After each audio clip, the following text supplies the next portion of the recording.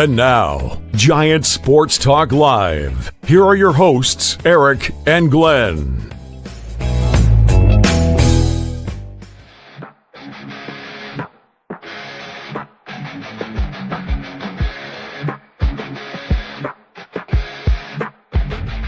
Not me. Catch me on Giants Talk with Eric and Glenn. Spit fire like Posey when he takes a swing again. Best place to catch the SF groove, ain't no doubt. G-Man, ripping hard, we gon' scream and shout. Fortress of stats, endless chat, always hype. Glenn's got the insights, Eric bring the tight. Talking ball with flavor, haters gonna trip. We the channel that's the best, others take a dip.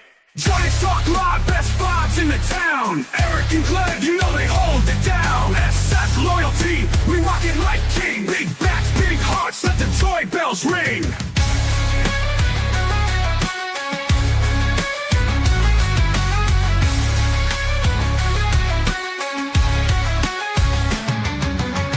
Pass the mic, let's vibe, no chit chat. Real talk, real time, stats on a chit cat. Eric got the scope, Glenn's the master of the flow. Giants fam in the house, every episode a show. In the chat, hype swarm, always backing up the squad. In the streets, we repping them, even with the odds. Homers and highlights, gotta keep it real. Giants Talk, the lifeline, that's just how we feel.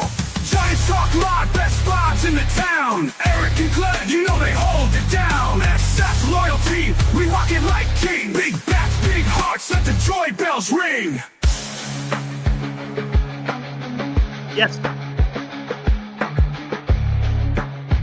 Yes, what? Yeah.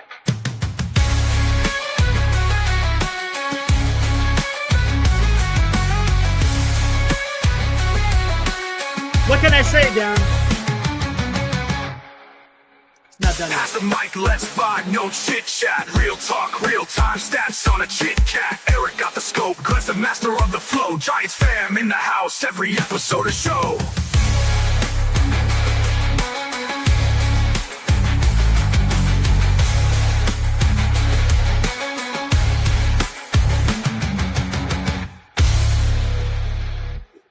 All right, what's up, everyone? Welcome to Giant Sports Talk Live here on the Friday night. What is up, everyone? Good to see everyone out there. Hopefully, everyone is having a good Friday. We are beginning the weekend. It's going to be a big weekend. Glenn, it's the weekend before the winter meetings. Anything big happen? What do you think? Any predictions? Anything big happens before Monday? Any big predictions before Monday? Well, we won't be getting our signature shoe deal by then. I know that's not going to happen. I know the Mets are going to be sitting at the big easel trying to figure out how they're going to get their pitchers into a rotation. You know, starters might be in the pen. The bullpen guys, they just signed Clay to be a starter. I don't know. Let's see how that works out. Let's see how that works as far as the Giants go, Eric, it's still pretty hush-hush. Yeah, I've got some thoughts on that coming up later in the show. I got some thoughts. Is it hush-hush, though? Because some news actually came out. Susan Slusser out there tweeting stuff. Did you see that by chance? Talking about a usual suspect, talking about Corbin Burnes? No, I've been on the WFAN and the WEEI trains along with Roger Sports. I follow them in the three major cities there, New York, Boston, and Toronto all day. In fact, you kicked up the opening. I was over on WFAN watching that. And WFAN is live on the radio right now in New York City, 660 a.m. The morning guy from WFAN, the mid-morning guy after Boomer and Carton, Evan Roberts. I have no idea. He's on tonight. These guys are working. Oh, yeah, I'll take the night shift. I'll take the early morning shift. They're doing around-the-clock coverage, Eric, because they feel something is brewing. Geez, I hope it don't go to February, guys. It's a lot of overtime. Yeah, no kidding, right? They probably know. 12-hour shows, though. Speaking of WFAN, guys, I'll play the clip a little bit later. John Heyman got torched by McPherson there on WFAN. Roasted. Literally, at the end, you hear Heyman, and then he hangs up the phone. Literally, at the end, it sounded like he was literally having a fit. It was great. Absolutely great. As a matter of fact, we're not going to play that. We'll play that later. Let's get into this. All right. Title of the show: Did Farhan Zaidi instill fear in San Francisco Giants players. There's a reason, guys. There is an absolute reason why I'm bringing this up. Buster Posey was talking to season ticket holders today, and he had some interesting comments, and it's not specifically about Farhan. It's about how he is going to go about having his relationships and expectations of the players on the club. And it kind of struck me. It's like, you know what? It makes me wonder, did Farhan, because we all talked about it with these players, they're constantly on a yo-yo, right? Especially the young guys. Soon as they started showing signs of kind of sucking it up, what happened? They got yanked.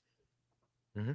Other players, same thing with other players. You didn't perform, boom, you were gone. There was no chance for them to actually work on their craft, because that's what baseball is. Baseball, you have to have a certain amount of time to see if, get that rhythm, so to speak. And some guys take a little bit longer than others. That's just the nature of the game. Yeah, everyone at a time. Right. So again, was Farhan kind of being a jerk?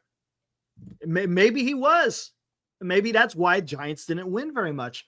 And maybe that's why, remember, we always talked about why is the perception of the aura of the team when they're in the dugout always seemed downtrodden. Remember? There was never any excitement. It was just very low key, so to speak. And maybe this has something to do with it. I don't know. Hey guys, let's listen to what Buster had to say earlier. I think it was earlier today. It's fascinating, guys. You're going to love the way Buster Posey comports himself. Man, I think you guys are going to like what this guy's going to bring. All right, here we go. This was at a season ticket holder. I wasn't even involved. I didn't re-sign. I got no season ticket, so I didn't get to go, Eric. So I'm relying on you today to spread this information. Here we go. I felt like the Giants didn't have a strategy around putting the pressure on, whether it's laying down a bunt, whether it's stealing a base, whether it's changing your approach with 2 strikes. What kind of differences can we expect from you gentlemen in strategy going forward? If there's fear of failure, or there's fear of repercussion, you get paralyzed a little bit. So I think what we can do strategically is make it known to a guy like Tyler Fitzgerald, like, Fitzy, I want you stealing 30 bags this year. I don't want you worried about getting thrown out. Now, that might change if he gets thrown out 15 times, 20. But at least in the beginning, saying, hey, man, I trust in you. And now you have to back it up, right? He can't get thrown out and then you berate him in the dugout. If we believe in this, we have to buy in, and we have to back up those thoughts as well, and give those players the space and the freedom to go and be aggressive, because you can't be aggressive if you're afraid of failing. It's impossible, especially on this stage. As much as we're going to try and set the tone in the front office, it's about having an example on that field day in and day out of, we're going to fight you tooth and nail. And that's who someone like Matt Chapman is. That's who Logan Webb is. And just continuing to surround those players with players like that. Yeah, there's 3 trophies of 3 teams that did just what he said. All right, there we go, guys. There's actually a couple of nuggets in there, by the way, guys. A couple of nuggets. So tell me, guys, explain this to me. Does it seem like this is when I heard this, I was like, ooh, there had to have been something wrong with that club under Farhan. Did you get that impression? Because why would you have to come out and say that, and as a baseball or president of baseball operations, and have to, quote unquote, we've talked about this before, resetting the culture, so to speak, because that's kind of what it sounds like. He wants to change, quote unquote, the culture of the club, because I think under Farhan there was some it wasn't good. Let's say that it wasn't good. Well, I have to say, Eric, by listening to that, talking about instilling the fear of God in other teams. Well, I'll tell you what, let's do that when we get a team that can do that. Mm-hmm. He's throwing out the names: Chapman, Webb. Well, they're coming back. What's new? Yeah, Webb's not being traded. Let's steal that right now. Let's steal that fear last year. Let's end that right now. As you're talking, let's end it. Logan Webb is not being traded. Okay. But there's a couple of things here. You kind of went the direction that I'm going to go after this. But I like what Buster Posey said. He wants to give players leeway to go out there and succeed. And you're not going to be quote unquote belittled. You're not going to be berated, I think was the words that he used. And he's there, and I'm pretty sure that you're not going to be sent on a bus back to Sacramento anytime that you show signs. Was he talking about Farhan or is he talking about the manager? He said in the dugout. No. You I'm going to tell you right now. You can't be belittling him in the dugout. And I hear that that's a problem with his managerial skills. Because if that was the case, that's why Soto doesn't like him. You make a mistake. Would not. Bob Melvin was all over you. Is that true? I don't think it was Bob Melvin. I think it was Farhan. So that's not true. I think it's Farhan. I think it's Farhan, 100%. Because why would he have Bob Melvin come back for another year? He could have just got rid of him. There would be absolutely no reason why he would keep Bob Melvin. I'm telling you, it's Farhan. I guarantee you. Because if you're going to sit here and tell me that Farhan didn't write out the lineup every single day, if you don't think that he is making calls that's happening during the course of a game, you 100% know that guy has probably had some effect on what was going on with that team. There's no doubt about it. Eric, I don't know. That's all you're saying. Eric, it is. I don't know. I'm going by what Buster Posey's saying. Just going by what Buster Posey. I don't know. Interesting that he's saying to be quite frank, Buster Posey's saying a whole lot of nothing, Eric. Okay, fair enough. I feel like it's a whole lot of nothing. We got to instill go get us a team that'll instill fear in people. Don't tell me, well, this year we got to do it. Well, nothing's changed. Like we got something like new brand coming, Giants baseball. We instill fear, not like last year, but this year. Well, come on, Eric. It's time to, other shows out there saying that you got to just turn this thing around immediately. I mean, I want the pieces brought in. Rebuild this thing, Eric. Fresh faces, new faces. That doesn't mean, now don't say, I'm not saying, you didn't hear me say trade web, did you? I'm saying just build, get some new pieces in. Let's turn this thing around in time. Not overnight. What is it, all the young people, Eric? You know why the credit is so bad in this country? You know why? Instant gratification. True. People can't wait things out. True. Get players in, and then when you build a winning team, that's what the Dodgers and the Yankees, they can instill fear in you. Mm-hmm. The good teams instill fear in you. When you're playing under 500 every year, that doesn't instill fear in too many people. Well, and a lot of that was because of Farhan Zaidi. This is going to be a little bit different with these guys. Let's see what they're going to do. Now, second part to this. Now, we talked about, Farhan probably wasn't he wasn't relatable to the players. Buster Posey is relatable to the players because he was one. What was Farhan? Not going to even go there. But Buster Posey has done it, and he's proven it at the highest level, okay? So I like what Buster Posey is saying. That's important. You got to hear messages like that because I got tired of hearing freaking Farhan come out and say bullshit and then lie about it. I got tired of it. So it's a breath of fresh air to hear a World Series champion come out and say, I want to give the players the best opportunity for them to succeed. And that is important. That is 100% important. All right. Now, the second part of that, and you were alluding to it, Zach Manasian talking about they're going to be fighting hard, tooth and nail, so to speak. And they like players. And two names that he brought up, Matt Chapman, Logan Webb.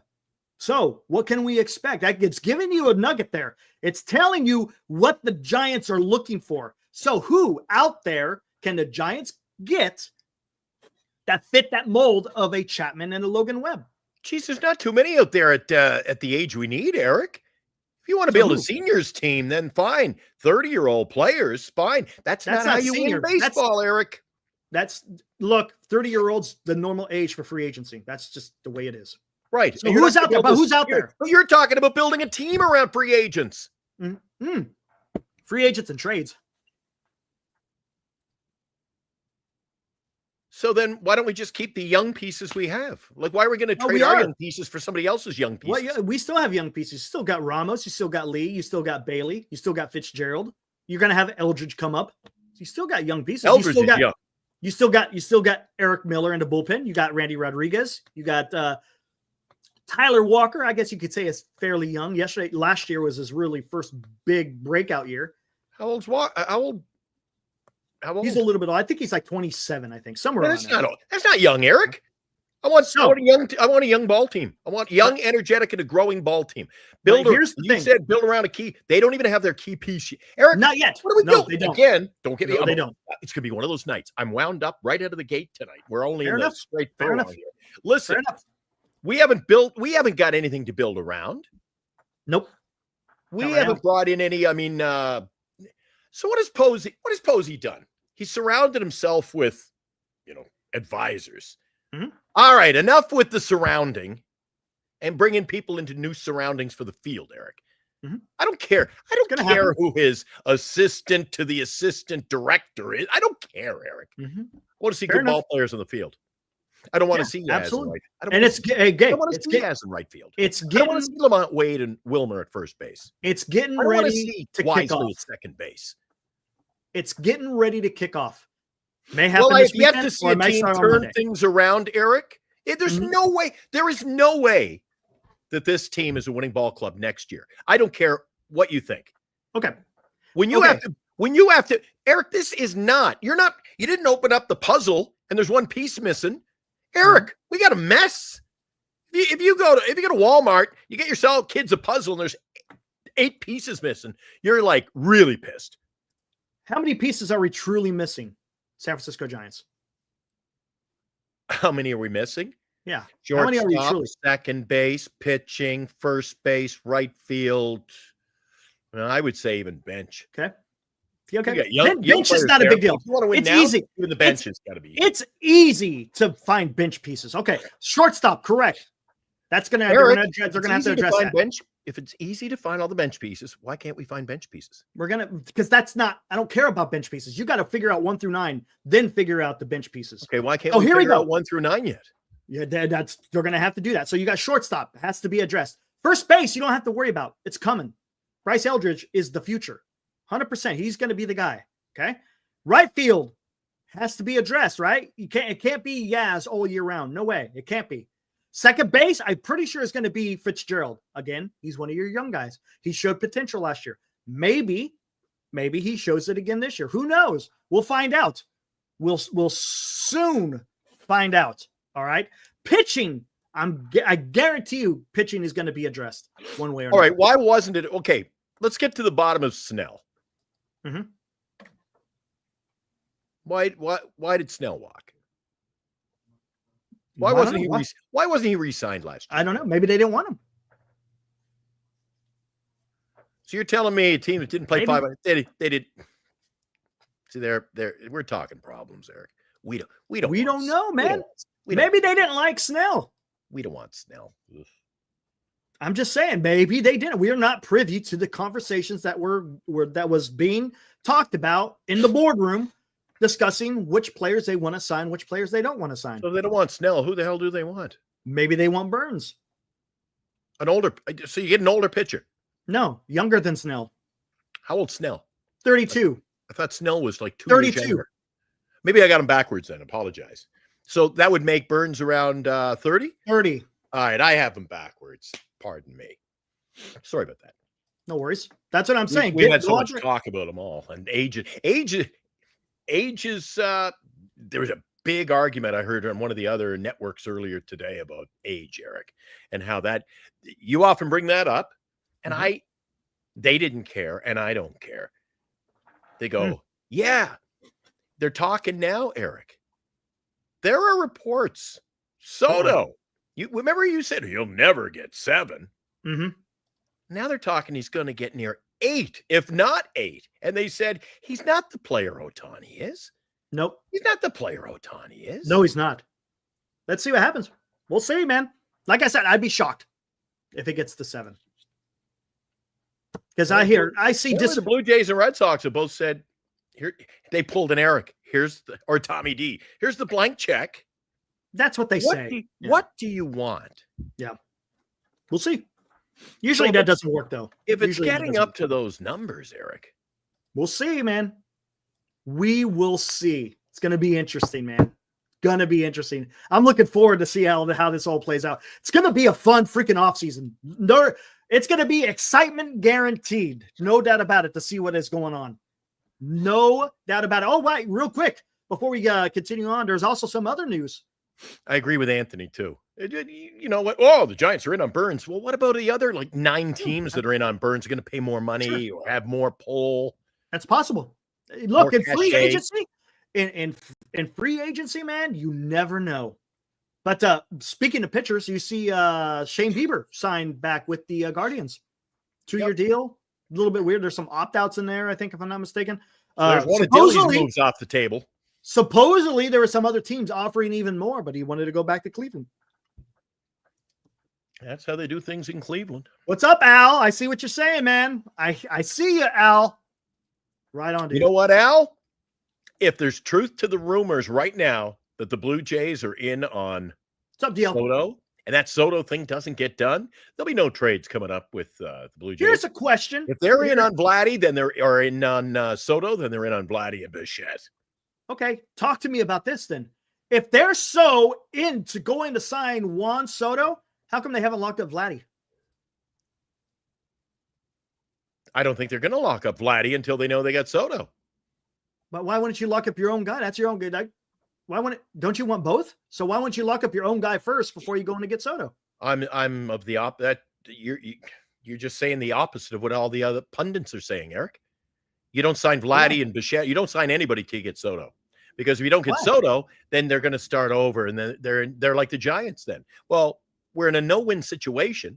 They've got their Vladdy, we've got our Webb. We'll move Vladdy. Why? Yeah. Because we aren't winning in the next. He's got 1 year left. We're not winning. Well, it's time to move on. If they get Soto, your key foundation piece, all of a sudden you've got Vladdy, you re-sign him. And you got Bichette already in the house, you re-sign him. You have got pieces to re-sign at that point. You don't have to go out and find them. You've got them. Well, okay, here's a question. If you're worried about random pieces before you get the main piece. Are the Toronto Blue Jays willing to spend over $1 billion for 3 players? Absolutely. Okay. Absolutely. Okay, fair enough. Yeah, they were talking about that today. The Blue Jays would have to go to about it just seems to me if I got a 25-year-old foundational type of player in Vladdy, I would lock him up if I could. I would be having discussions with the kid. Hey, buddy, we brought you up. You seem to like it here in Toronto. Let's talk about an extension. Let's get you locked up. And then you could go to Juan Soto. Hey, Juan Soto.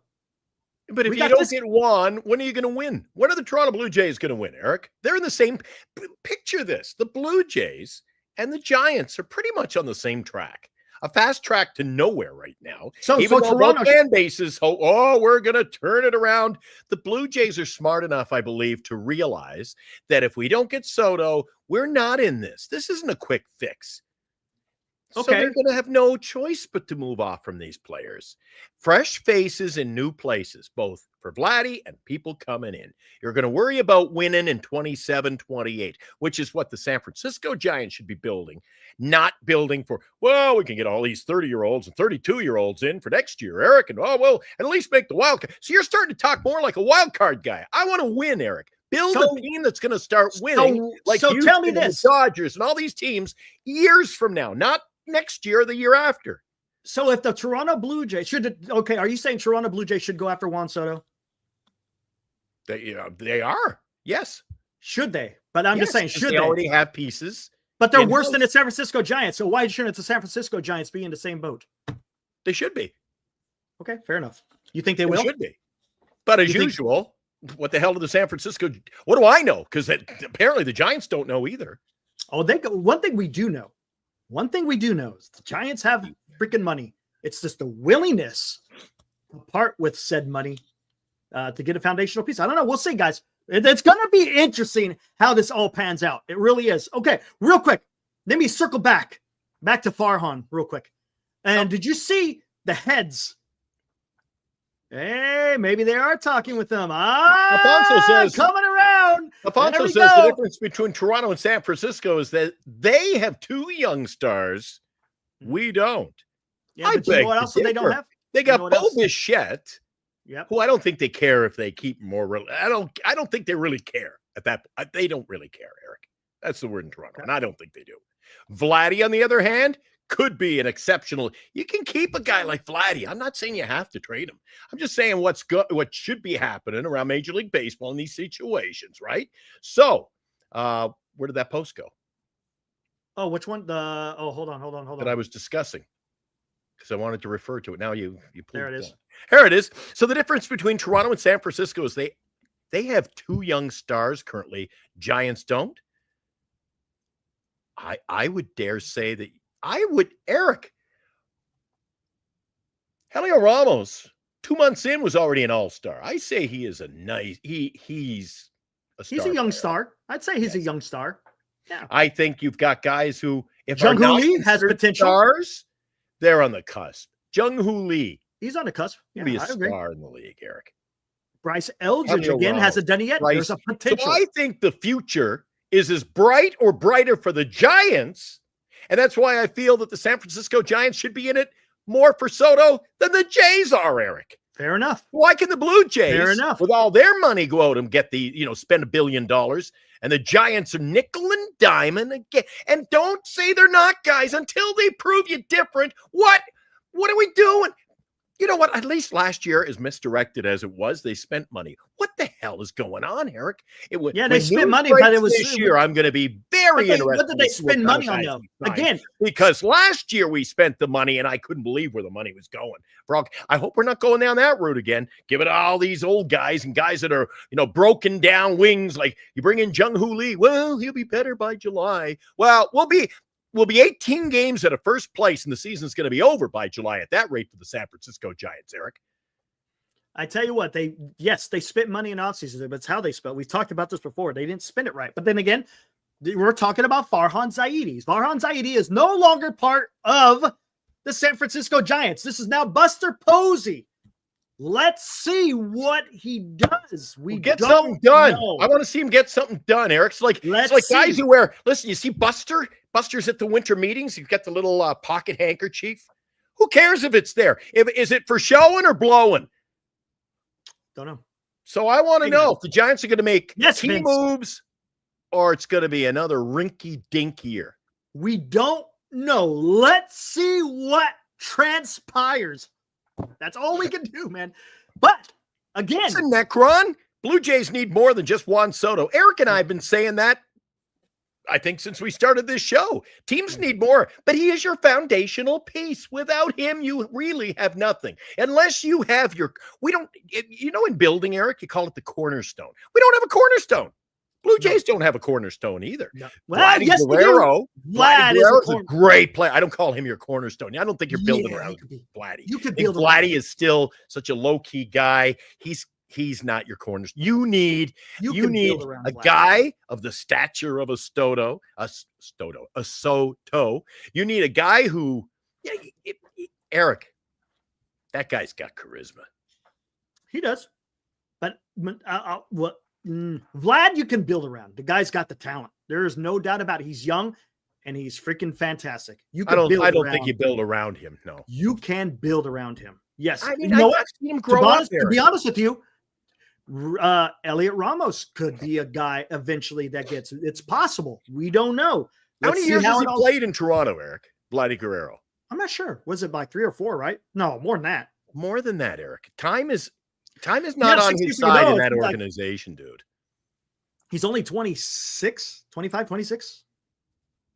Right? That's all he is. Again, so because he's playing like early. 7 years in Toronto. He's come up early. He was just like Soto. He's just like Harper, where they were able to come up early and hit free agency early. So if he comes up at 19, you're okay with that? If what? So him playing at 19, you're okay with that? Yeah, if he shows promise, absolutely. Well, I've seen a lot of promise from Eldridge, so he'll be at first base. No, Eldridge hasn't been in freaking the minors long enough, man. He hasn't. Neither was Vladdy.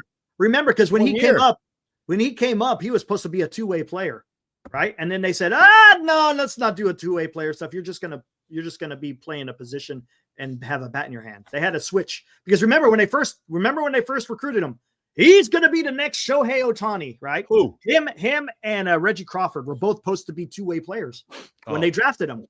So they changed. They made Crawford a pitcher only, and they made Eldridge a hitter only. So again, is he showing something? Yes, but I don't think he's not showing anything like Vlad was. He's not showing anything like Harper or Griffey or Juan Soto. He's not at that level. There's very few people who play at that level. The other Eric. Why does it hurt playing in Canada? The only thing that hurts the Blue Jays is because it costs more taxes and all that. Yeah, it costs less. I think there's higher taxes. It's in Canada. Lower. It's lower. You're. That's what I've read. That could be an I pay lower taxes than you. Do you? Oh, I pay lower corporate taxes than you guys. Yeah. What about a player? Is that a little bit different? Don't know. I don't know. Honestly, I don't know the tax code of Canada. I don't know. Anyway, real quick. You're going to pay less taxes. You're going to get paid the same amount of money. You don't get paid in Canadian dollars. And if you're taxed, Eric, where you're employed. Mm-hmm. Which is Canada. If they report for the whatever the months tax of playing code ball, is, they're being taxed in Canadian dollars. That comment made no sense. I don't understand why you would say the Blue. Maybe he's just taking a shot at Canada, I guess. I don't know, because otherwise, I don't know. It's not a great deal. Have no idea. States compared to Canada. Didn't seem to hurt Roger Clemens. Here's another thing. Or Ricky Henderson. Did you notice in that? And I don't know. Again, that's just the clip. They didn't say anything about, and then they're not going to come out, but sometimes you can allude to it. They said nothing about a rebuild. Now, do I expect them to come out and announce that? No, I don't. But they're talking about getting players similar to Chapman and Logan Webb again. And it's not necessarily, it's more of their attitude. That's, I think, what they're talking about. They want guys who are going to show leadership and have certain leadership qualities. It's not necessarily, we want a guy that's going to have a 240 batting average, hits 20 plus bombs. And that's not what I'm saying. They want to get a guy that has characteristics such as Chapman and Logan Webb. So let's see. Let's see what happens, man. Who are those players, Eric? We don't know. We'll find out. We'll absolutely find out. Well, when the San Francisco Giants figure it out, will you let me know? Yeah, here we go. And here's another thing. And if you notice on that thumbnail, I put 3 heads on the hand of Farhan. I put Schmidt, Luciano, and Matos for the simple fact that those guys kind of get screwed in. I talked about this mentally. They were probably screwed in the head. And it sounds like that's probably what happened. That may be reason why Luciano isn't as good today as he should be, because that's what. Well, wait a second, Eric. What you're saying right now, I thought that was the gist of the whole interview you played. Guys were worried about, I make a mistake, I'm being sent down to AAA. Absolutely. That's what that interview, that clip was That's what about. It felt like, talking about because who did Busted Posey reference? He referenced Fitzgerald, who's one of the young players. But then he flipped it and he's like, go steal 30 bases. We're not going to worry about it and blah, blah, blah. And correct. He did a 180 and he same thing with Joey. That happened to Joey Bart. Take you down another path. Joey Bart, same thing, right? Same type of situation. No. I think Joey was destined to be out of here anyway. I think because of Farhan. That's why. Yeah. That's what I'm saying. That's why that's why it's a great move that the Giants finally moved off him. The problem is they should have moved him off. They should have moved off of him a year sooner. They waited a year too late. Look, I understand them giving him a chance in 2022, right? After the 21 season. But after that 23 season, they should have said, okay, you're done. But they gave him another year. And then they wind up cutting ties with him after this year. So Heroku, that doesn't really matter. When you say Sable got called up and he never got it at bat, Eric, you don't get called up with promise of playing. Eric, we're calling the big team just called. You're going up. Oh I got him playing the next 8 days. That you're called up doesn't mean you're suiting up at all. You'd be in the press box, Eric. You're called up. But they did need him, and he did get called up for 2 days. And then look what happened to Mato. Same thing. He got called up at the beginning of the season. Did he go play one game in freaking in the outfield? Pinch hit, didn't he? Or did pinch he hit only because Wilmer went over the freaking rail. Right. That's the only reason. What's up, Marcus? So he get called up. No. And what did he do? Nothing. But it didn't matter. There was no promise he'd play. No, and then when he did get his at-bats early in the year, he didn't do anything anyway. Well, yeah, you got to look. Having a couple of at-bats doesn't do nothing. Oh, I totally doesn't do agree. I've nothing. been saying that. Hey, listen, I play both sides of the fence here only because, Eric, I'm just calling it like it is. You've got to give guys their opportunity to play, man. Yeah, you've got to give them their. Yes. So again, like Posey said, you want guys who aren't worried they're going to be sent down next week because they went 0 for 6, but then went on an 8 for 12 tear. Let the boys play. Well, you know what they did? What did they do with the Matos when he had that hot streak? They moved him up to leadoff. And he's not only again. Yes, exactly. That's the problem, right? That's why with Buster Posey leading the way, you're going to see a change. You're going to see better executed baseball under Buster Posey as president of baseball operations than you would have Farhan. It's going to be different. What do we got here? Allegedly, were you hearing this, Marcus? Let me know. Bay Area Bob, who's basically never wrong. Come on, Marcus.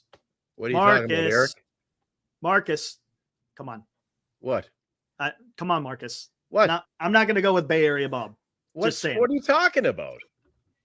Oh, I guess it's on Twitter. Bay Area Bob, dude. You got to do better. Twitter? Marcus, you got to do better than that. Impeccable. What's on Twitter? Don't leave me hanging like a Christmas ornament here. No, it's just a guy who goes out there and puts out stuff. Come on, dude. Bay Area on Twitter. Bob. Who cares? What are you talking about? What are we talking about? He's saying that there's an offer for Burnes 6 years, $200 million. Nah. Who? For Giants for Burnes. Are you kidding me? See, 6 years for $200 million? There's that one I wanted to see. Gosh dang it. Hold on. We'll play it in a little bit. Signing these old guys. Eric, you got to be. I don't know. Old guys? I don't know. What old guys? Burnes? Yeah, 30-year-old. You wanted Snell. He was 2 years older. He was already in-house, Eric. And he's still 2 years older. He's an old guy. Okay, fair enough. Burnes is younger. Burnes is younger. And he's a ground ball pitcher. Fair enough.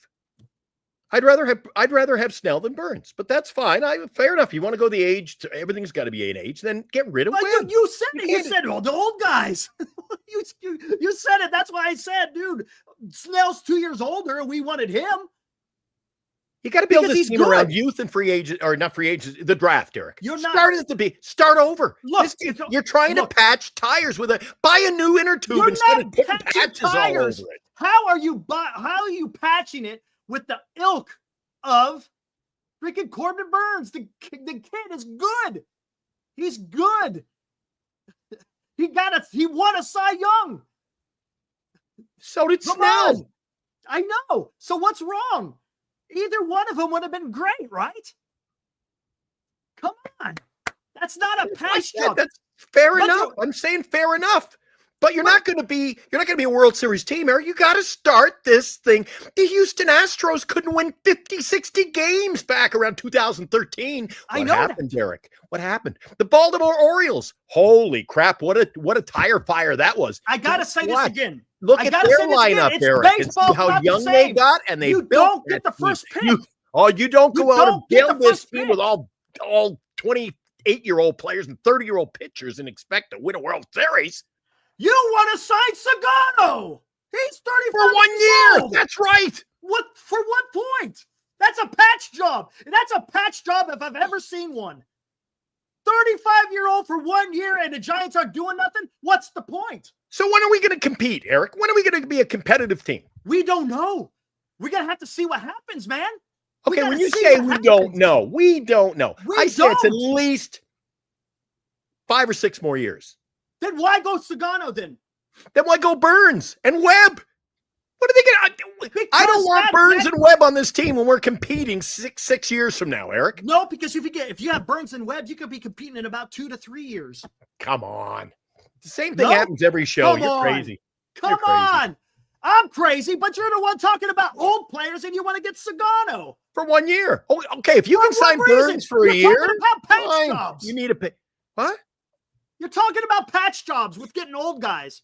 Sagano is the biggest patch job I've ever seen on the face of this earth. You can get Sagano for a year, Eric.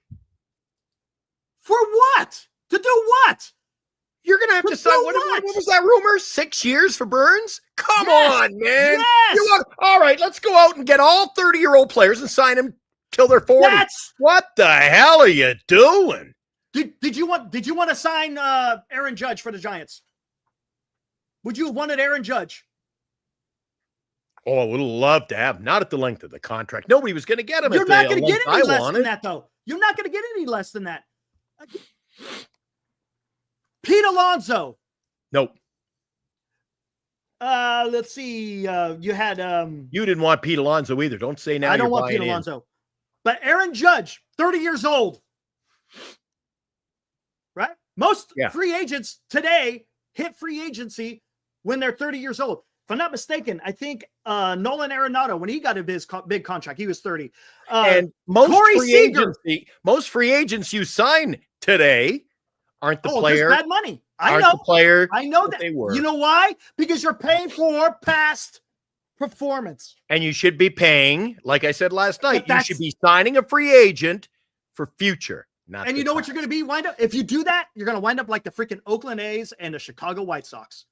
Because you're going to be playing behind. That's just how it's going to be. If you're not going to compete with the guys who have shown it, you're not. Look, there's going to be bad money out there. That's just the way it is, man. It's just you're at the end of that contract. It's going to be atrocious. There's no doubt about it. But that's just the price to pay to get the talent at the point of when they hit free agency. Not true, Eric. For a decade.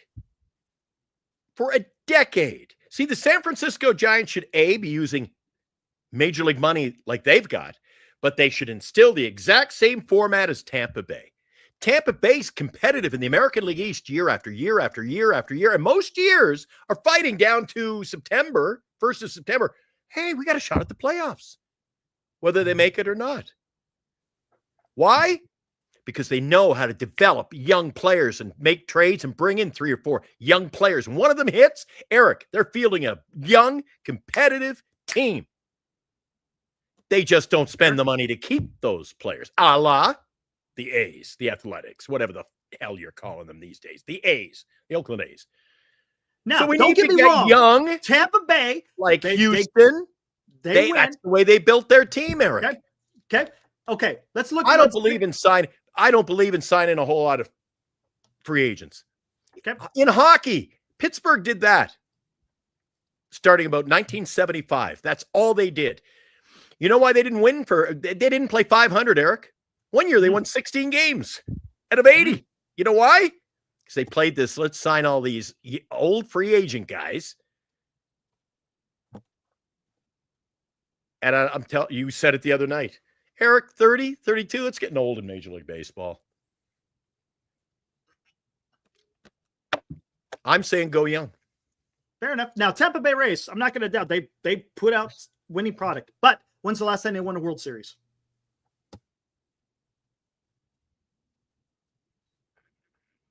When was the last time they won a World Series? Correct. They haven't. So is that all it is? World Series or bust for you? Damn Skippy, man. I want to go World Series every damn year. That's what I want. Look, then I'm surprised it's not you who has had the heart attack by now. Because where's Bryce Harper? Where's Aaron Judge? Where's Correa? Where's Soto? You're talking about winning a World Series? Yes. You're in the wrong organization, my friend. No, I'm not. That's what I want. That's my goal. My goal doesn't change. My goal doesn't change. No, that's not a goal, Eric. Yes, it is. A goal is something you personally achieve. That's a goal for Your me hopes, as a fan. Your It's a hopes, goal. your dreams, your fantasies. That's what it is. It's a goal for me as a San Francisco Giants fan.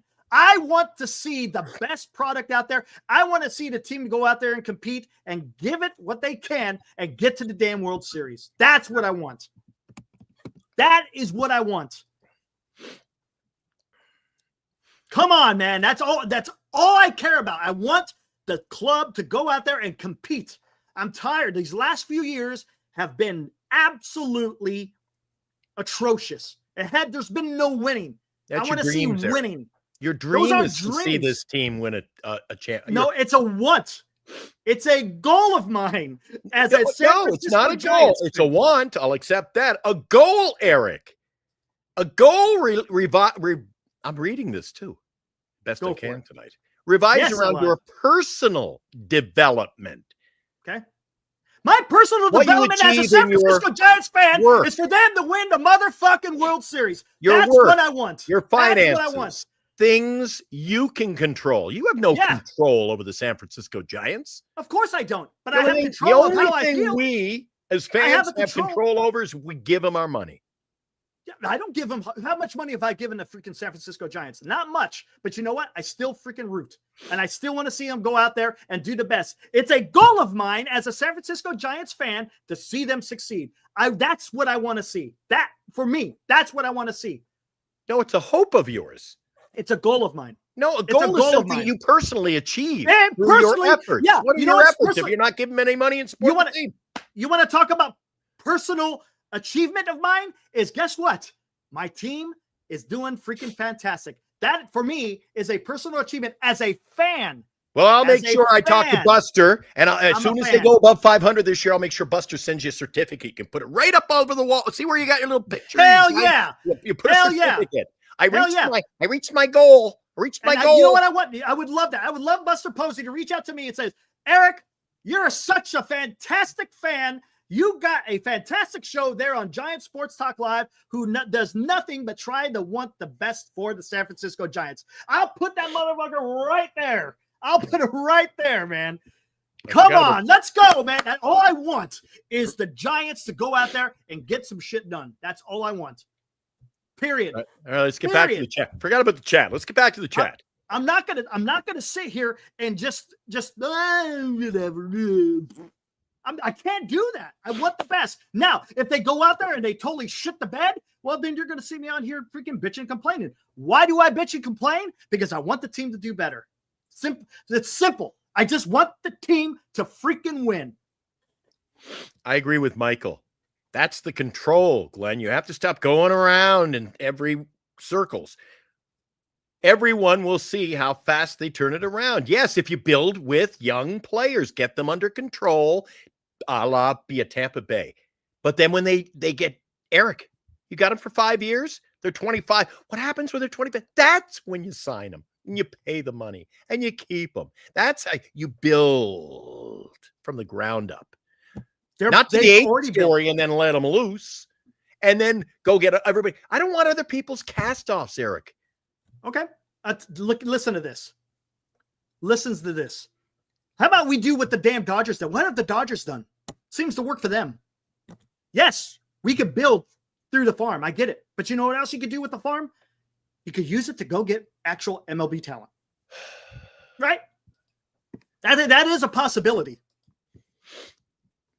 Remember Come when on. I told you about this team about a week ago? I'm not saying it on the air anymore because we got in trouble for it, but this team is messed up. It has there's issues, no doubt about it. Now let's see if they can fix some of these issues. You got to remember. Why didn't they just play? Listen, why did they spend the money? Why did they spend $10 million this year on right field when they got Luis Matos right there, Eric? Probably because they want to use him as a fourth outfielder. Maybe they're going to address right field. Oh, I thought you were talking about trading him. You can too. If you can, go for it. Then why would you trade him? Then just put him out right. You got your youth. You got control. Play him in right field. Who are you talking about? Yaz or Matos? Matos. It depends. It depends. If you could go out there and get a better right fielder, you trade. Period. Should have traded Yaz. You've got a right fielder. You want to trade him then? Fine. Do what you got to do. We'll see. No need, Maybe they do it. To side Yastrzemski. We don't know. We don't know. We're going to find out. Maybe he's going to be the everyday right fielder. I don't know. Who? Yes, you're Stripsky. Exactly. It's possible. That's why this team's a mess. But we don't know. It's He all just said assumptions. he could be the everyday right fielder. What does that mean? Could be, dude. Did I say he's going to be? I said Okay. he could be. This team isn't just could be. This team is still a mess, Eric. And it needs I say to it be every addressed. night until people buy into the truth. Nothing I can do about it. All we You've can got do us. is You've sit got us back and rebuilding watch. this. Can't play 500 baseball year after year after year. To holy cow, the moves, Eric. Oh, the moves. Let's see what I'm happens. not calling all my buddies during the day, going, Let's see "Yeah, what I happens. poo-poo the Giants on the show," but oh my God, the moves we're gonna make. They We're gonna be in the might. World Series. Oh my God! Like, come on. We'll see. We'll see, man. Talk some We sense, will Eric, see. will ya? Let's see what happens. Let's see what happens when moves start happening, and then we'll see what happens. I could either come on in here and say the Giants absolutely shit the bed, or I could sit there and say, hey, the Giants have put together a team that's going to go out there and compete.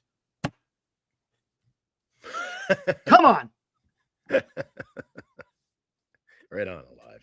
Good God. Oh, we just Scanners, have- bring you know me what? Burns. There we go. You know what? I enjoy this because at least Eric and I have a spirited debate.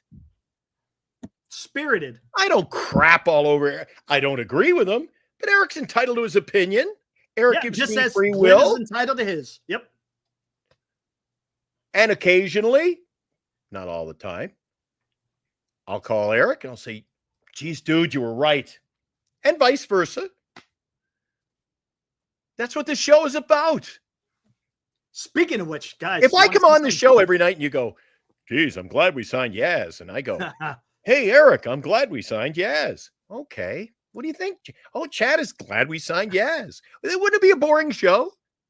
Hey, speaking of having a referee, check this out. This was John Heyman. That guy's not going to be long there, by the way, Eric. That guy is a WNBA. clown without the wig. Keith McPherson doing overnights at WFA.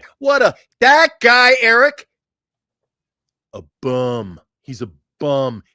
That guy shouldn't be on New York radio. He's a bum. He's got that job because he knows somebody. He's a bum. Keith about Heyman? McPherson's a bum. What about Heyman? Oh, he's not a bum. He's not a bum? 2 years. Here we go. 2 years Oh, no later, I regrets. think It's like at some point, I think someone could probably drop it if they're a nice person. what I think is it just like how I introduced you. Everybody in baseball knows who you are. So one, it's a credit to your work, your following, Yeah. and how. By the way, I won't be going on with you again. The whole thing has been a disaster. That's okay. I can't even believe you said that to question my integrity. Are you being serious right now, I'm being serious. Yeah. John? Asking me if I'm getting a cut because I have a relationship with an agent. That's Well, since outrageous. I know you're not a journalist. You don't know anything about this. I know you don't, but that's an outrageous comment. You should know that it's much. Friday night at 8:30, John. You should and, know that much. And I am I'm not. done with you. I am and not I'm taking done with this that WFAN. serious. Goodbye. John, thank you for I joining can't us, even John. believe it. Thank I you, can't John. even believe it. Thank you, John. Appreciate your time. He's got to get to bed. I can't believe it. Sean Heyman, dude. I can't. He literally was crying at the end. I will give it for Keith, actually. He didn't do it. He was having a bit of Eric. Yeah, that's what I'm saying, dude. Talk about it. It's Heyman. John It's Heyman's not a little him. emotional today, man. I hope Get he out of shaved. here, dude. Hope he shaved earlier in the week. Because he was called a Boris Stooge. That's why. And he is. That's what Heyman is. Heyman is a freaking Boris Stooge. He is the mouthpiece for Boris. And McPherson called him on it. I guess he's not. I guess he's not coming on this show anytime soon either. Oh, Eric, I get can't out of here. believe what you said, Eric. Oh my You know God. what Heyman reminded me of, Eric? Have you ever seen the Muppet Show? Or I think they've even made memes out of it. You ever see Kermit? Yeah. When he's That's what he sounded like. He was. That was pretty freaking hilarious, dude. That was some good stuff. As they would say, he saved the best for last. Unbelievable. That is Hey, you know what? As much as it was informative in a way and entertaining, play it again, Eric. I want to hear that again. Play it again for our fans. Oh, hold on. Let me go back. I think that's worth listening to again. One more time. Yeah. Well, N rocks. You say WFAN sucks. I think that's the best station in New York. ESPN. You know, Michael Kay show. Michael Kay's the voice of the Yankees. His show's gone, effective next Friday. Ooh, wow, tough. They've canned. They're off the air. So all right, here we go. One more time. ESPN. You want to hear Heyman? Here we go. Oh, Great. no regrets. It's like At some point, I think someone could probably drop it if they're a nice person. what I think is it just like how I introduced you. Everybody in baseball knows who you are. So one, it's a credit to your work, your following, Yeah, and how. by the way, I won't be going on with you again. The whole thing has been a disaster. That's okay. I can't even believe you said that to question my integrity. Are you being serious right now, I'm being serious. Yeah, John? asking me if I'm getting a cut because I have a relationship with an agent. That's Well, since outrageous. I know you're not a journalist. You don't know anything about this. I know you don't, but that's an outrageous comment. You should know that it's much. Friday night at 8:30, John. You should know that much. And I am I'm not. done with you. I am and not I'm taking done with this that WFAN. serious. Goodbye. John, thank you for I joining can't us, even John. believe it. Thank I you, can't John. even believe it. Thank you, John. Oh, he lost his cool at the end. Oh man, I can't believe it, dude. That's nuts. That's absolutely Yeah, nuts. well, you know why? what? Again, You know what? I said McPherson's here. Heyman doesn't work for the station yet. He's up here. You know what's going to happen? Did you hear the last clip on that interview? I'm through with WFAN. So you know what management? No, he ain't. You know what management No, will be he doing on Monday? If not already, Cannon. They're looking for an excuse. They're going to can his ass. Heyman needs WFAN more than the WFAN needs Heyman. No way. That doesn't happen. No way. Get out of here. You know You what? don't think in this day and age, Eric, that he could pull the plug on any station he didn't want to go on? Oh, yeah, he can. No Radio? way. Yes, Maybe he's got his not own. WFAN. Eric, Not he does his WFAN. 82 podcast apperances a day. And Not he's on WFAN. WEEI, and he's on everywhere else, and he's on the fan. Rogers, well, the fan in Toronto, Rogers Sportsnet. Dude, he doesn't need WFAN. WFAN doesn't need Heyman, honestly. He's going to come back to him because he's stationed out of New York. There's no way, dude. Oh, and you know why? You know why freaking Heyman freaking lost it? Because there's probably a little truth to it. Probably a little truth. If there was no truth to what McPherson was talking about with him being a mouthpiece for Boris, he would just laugh it off or just. But his reaction. Where'd you get that clip? Where'd you get that clip? I wish we could see. We're not getting what led into that. They talk about obviously said something because that's when it picked up the dirtiness. I want to hear what led up to. What did McPherson say? Heyman was upset over multiple arson judge references and McPherson insinuating that Heyman gets paid by Scott Boras. Then I would have just told him where to go and hung up too. I was like, you know what, dude? Have you got journalistic reputation here? Do you know what you're doing? Or Journalistic. You're on me? A journalist. Come on, you're talking about radio station. That's not journalistic, right? Is that journalistic? Being on the radio? Oh, I believe so. Is that journal? Is that being considered a journal? A journalist? Usually, journalists. You're writing for a publication, right? No. If you're a journalist, a journalist doesn't mean you're writing a journal. No, I know that.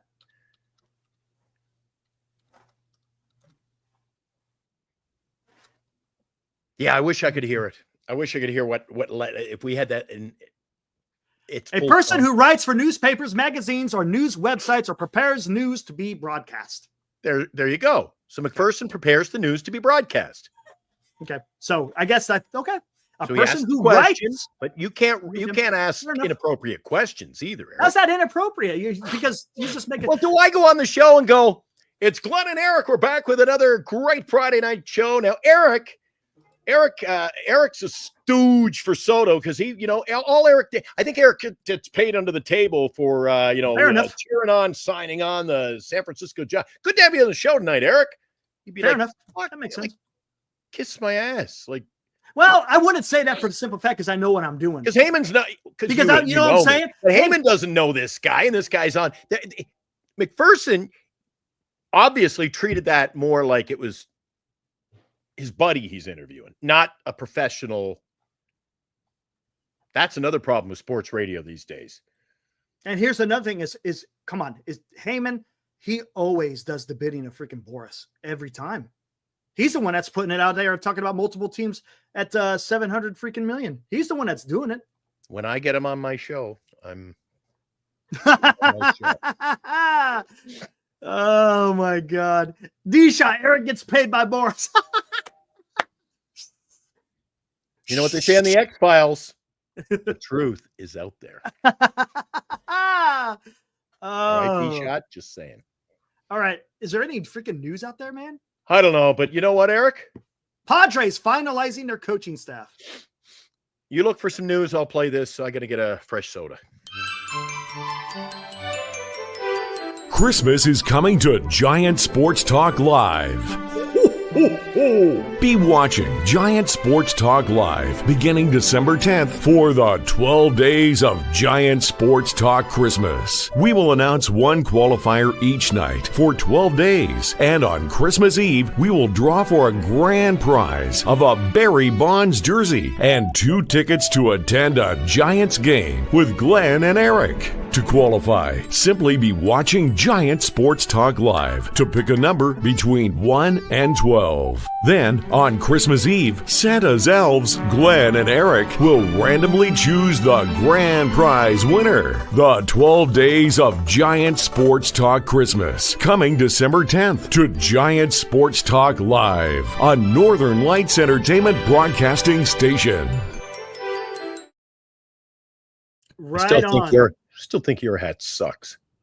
It sort of does. Send me a better picture. I'll fix it. It's your picture. My hat's okay. It's just your hat's a little pencil hat. Yeah, you did see that the Giants signed P. Goldschmidt, right? No, they didn't. Yeah, they did. No, they did not. Yes, they did. When? Like 5 minutes ago, because that didn't just come up in the show. No, they signed P. Goldschmidt, man. What? You didn't hear about it? I'm questioning your journalistic skills here, Eric. Yeah, they signed. Guys, did they sign P. Goldschmidt? Okay. What is it? Philip? Francois? Pike. There you go, you pro, you bugger. Yeah, I knew something. Come on, man. Come on, man. Almost got me. Come on, man. Come on, man. I would have had this as the damn. Now awful announcing has it. Oh my God, this is great.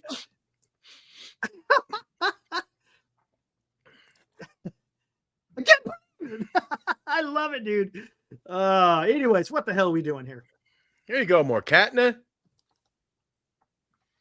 There you go. The damn old guy. There we go. Got a big one coming in, don't we? We What's got a up? big one coming in, Eric. What's up, Jesus? Be realistic. It will take at least 2 years. Yeah, could be. It's probably right, Jesus. Is he getting his due? Oh, there you go. And now, another Giant Sports Talk Live Super Chat.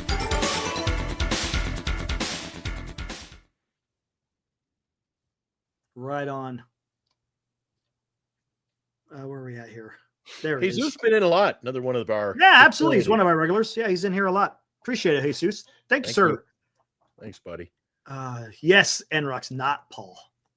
All right, where are we at? Yeah, we'll wait on that one. All right.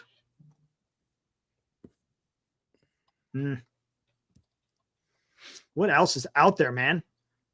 There is no. I'm trying to think. Yeah, we talked about the whatchamacallit. Bieber signed. Clay Holmes doing. What do you think of that? We really didn't get into it. Bieber? Yeah, Bieber. He re-signed with the Guardians. Justin Bieber? Not Justin. Not Justin. Shane. I thought somebody signed him to sing the anthem or something. What? Shane, I didn't watch. What do you think? What did our chat say? I think it was Dilly. Dilly was talking about Shane come Bieber. on, Dilly. Oh. What do you think about this? You know what? It's like my Sagano, Eric, or my Wilmer for that matter. People get on their player and get on that train and they ride it, man. He wanted Bieber and he wants, so let him, you know what? We don't agree, but somewhere out there, everybody's got a player they want to sign, right? Except Farhan, or except Posey. Sorry. Except Posey. Yes, alive. All right, let's see what happens. Again, let's just see what happens. Anyway, back to Clay Holmes. What is with this experiment of having closers go to be starters? There's Dilly. Do you guys, you think that's going to succeed? You see Clay Holmes being a starter after being a reliever?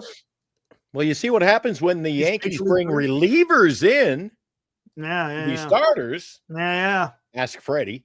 So here we got the Mets wanting to make a starter out of a closer. And he was hot and cold, but when he was hot coming out of the pen, he was pretty good. I don't know. Yep. Again, too many teams trying to reinvent the wheel, Eric. I don't understand it. He's a fine in the bullpen. So why do you want to go make him a starter? It didn't work with Hicks. I don't know if it's going to work with Clay Holmes. I mean, I can't vouch for him. I don't know enough about him, but why would you want to do that? Why do you want to, are you trying to pay someone cheaper to make them a starter? Because that's what it felt like with Hicks, right? Hey, we'll sign you. Well, he wanted as a to starter. be a starter. Yeah, but that wasn't a starter. But that wasn't starter money that they paid him either. It's an experiment. And man, I don't know. I don't know. I don't know why the Mets are doing that. Vita, it may be the way baseball is rolling these days, but I'm tired of teams trying to reinvent. It's been happening since the 80s, late 80s, I guess early 80s. Teams started tinkering with doing shifts and bringing in relievers in the play. That's when it started, Eric, was teams were bringing guys in. The earliest I remember it ever happening was when Jim Fanning brought in Steve Rogers to face the Dodgers. Rogers was the ace of the Montreal Expos. They brought him in and the playoffs. Rick Monday hits a home run off him. Boom. Season over. There you Dodgers go. went to the World Series. The Expos still talking about that. It was Monday, late afternoon, postseason. Rick Monday off Steve Rogers. And you know what? They still call it Blue Monday. Blue Monday. It was a Blue Monday. Yeah. And I'll tell you what, back then when it was wasn't conventional, Eric. There were a lot of questions. He got fired, by the way. The manager got fired. I was just going to say, I bet he got fired. What are you doing? But why are the Mets doing this? If they're supposed to be building a super team by getting Soto, they don't have a starting rotation right now, man. They lost 3 guys. Quintana, Severino, and Minaya. So here's what I think will be a good point, Eric. I think teams now are pricing them out of certain areas. Remember, I told you, I said, look, we need speed. We don't have bat to barrel presence with runners in scoring position. We need starting pitching, Eric. Teams are spent. So what happens to any team that signs Soto? You mentioned it earlier, the Blue Jays. Yeah. You sign Soto, there's going to be slim pickings the rest of the lineup. Right. There's my take. It's going to be interesting. Look, because remember a few years ago, Eric, remember you brought up the other night about signing the old pitch. It was 3 or 4, maybe 4 years ago? Correct me around. 4 years ago, the Mets, they went and they figured we're spending they spent their money on pitching. We're getting pitching. Verlander. Scherzer, exactly. They built they did what the Giants I expected. They also signed Lindor, remember? But they got a full rotation, but then they had nothing else.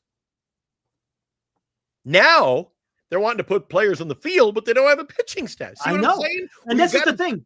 Let's think about this. All allotted in one place. And here's the thing. The Mets, the Yankees, the Blue Jays, they all have starting pitching needs just as much as they need a lineup. Now, the Giants, I think, are a little bit better as far as the starting rotation. They probably just need one pitcher, but Mets need a couple. Yankees need a couple. The Toronto Blue Jays need a couple. You know who doesn't need starting pitching? The Dodgers. I guess you could say to a certain extent, the Padres. I don't think the Padres are in on this. It's interesting. It's going to be interesting because look, they're going to those teams, the Yankees, the Mets, and the Blue Jays have to address the starting pitching. So unless if you're in on Juan Soto, you're talking $1 billion. You're dropping. You're talking $1 billion. Right on, Christian. Yes, I still say you can't go and I don't know. Oh, you know what, Eric? It's so frustrating for myself personally. I don't know if anybody else will want to admit it, but it's frustrating trying to do this show and with the takes we have, Eric, because you know what? At the end of the day, we don't know. You got to take, they've got to take, I've got to take. You think my take sucks. I think your take is Looney Tunes some nights. But you know what? The only take that's going to matter is Buster Posey's. Uh-huh. Correct. And until we figure out, you know what? It'll be easier for us to talk about what he does than what he hasn't done. Oh, baby. You're going to love this one. We got to know what direction, until I see what direction this team's going. I don't think it's going to be by signing free agents that are 30 years old trying to compete. Let me see something. Then it becomes a revolving door.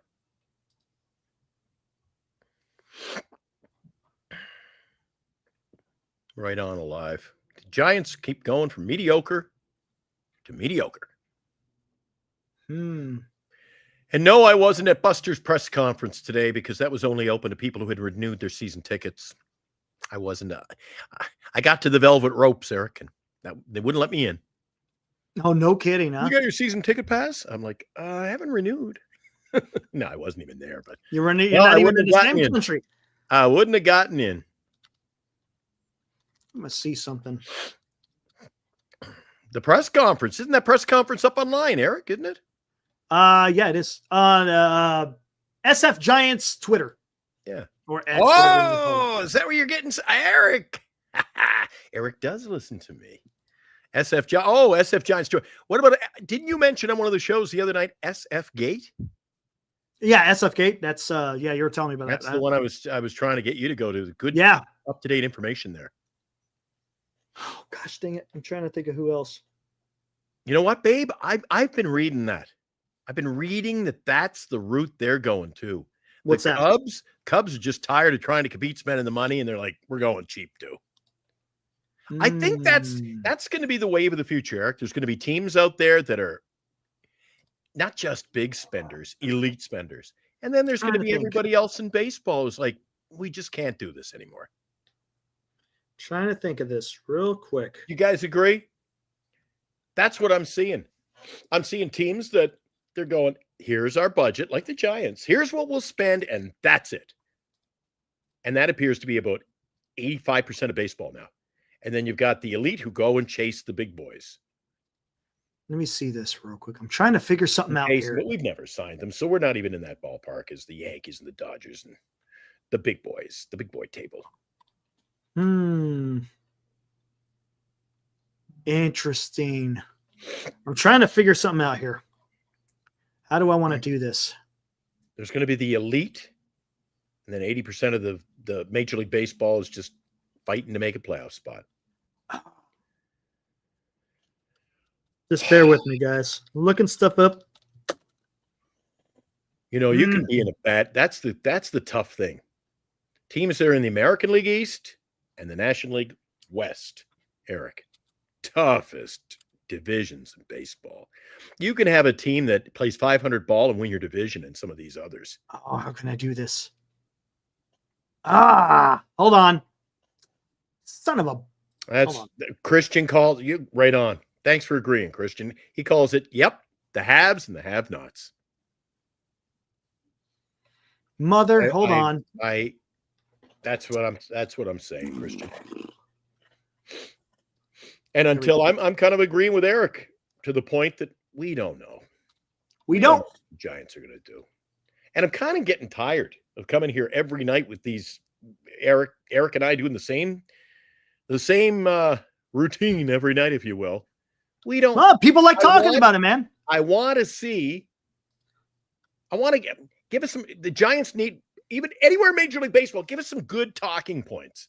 Just so quiet, Eric. When our talking point, our featured talking point of the night is John Heyman getting wild and woolly on WFAN. Okay, guys, I'm going to show you something. I'm not doing it anymore. Ah! What's up, Liam? Yeah, I see Liam out there. Can you come on here? Let me do this real quick. Oh, While I put this up. Now the texts are coming in. This should be good. While I put this up, I'm going to heat up my coffee. Be right back. All right, Eric's got the notes up. Something that we forgot last night. I asked the producers to cover this, but it slid under the table. We're going to start doing this at the beginning and the end of each show. BetterCreditCards.com sponsored tonight's show, Giant Sports Talk Live. Thank you to John and everyone at BetterCreditCards.com. The credit cards for you, just a click away. BetterCreditCards.com. GenesisGoldIRA.com, proud sponsor of the show, Giant Sports Talk Live. Thank you to everybody over at Duxwell Printing, your community printing in the Bay Area. They'll get it done for you, lickety-split. Lefties in Burlingame. Hi, Jim. Thanks to everybody at Lefties, the home of Monday Singles Night. Sounds interesting. And Signatures for Soldiers, another proud sponsor of the show. Again, support our sponsors. They support us and let us get to do this craziness every night. Yeah, Christian. John Heyman, he was a bit of a distraction too, but I'm not in on that McPherson character at WFAN. I think he's a bum. He's been doing overnights. He's never been relegated out of the overnight show. You know why? He can't do it. He's terrible. The guy is nothing but a clown. I'm telling you.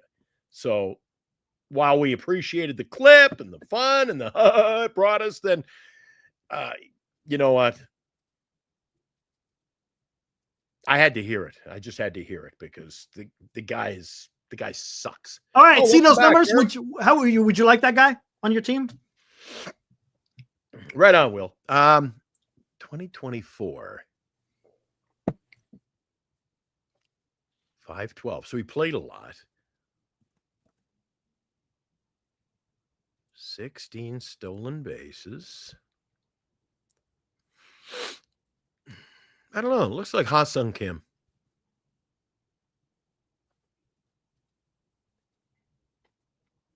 Who is it?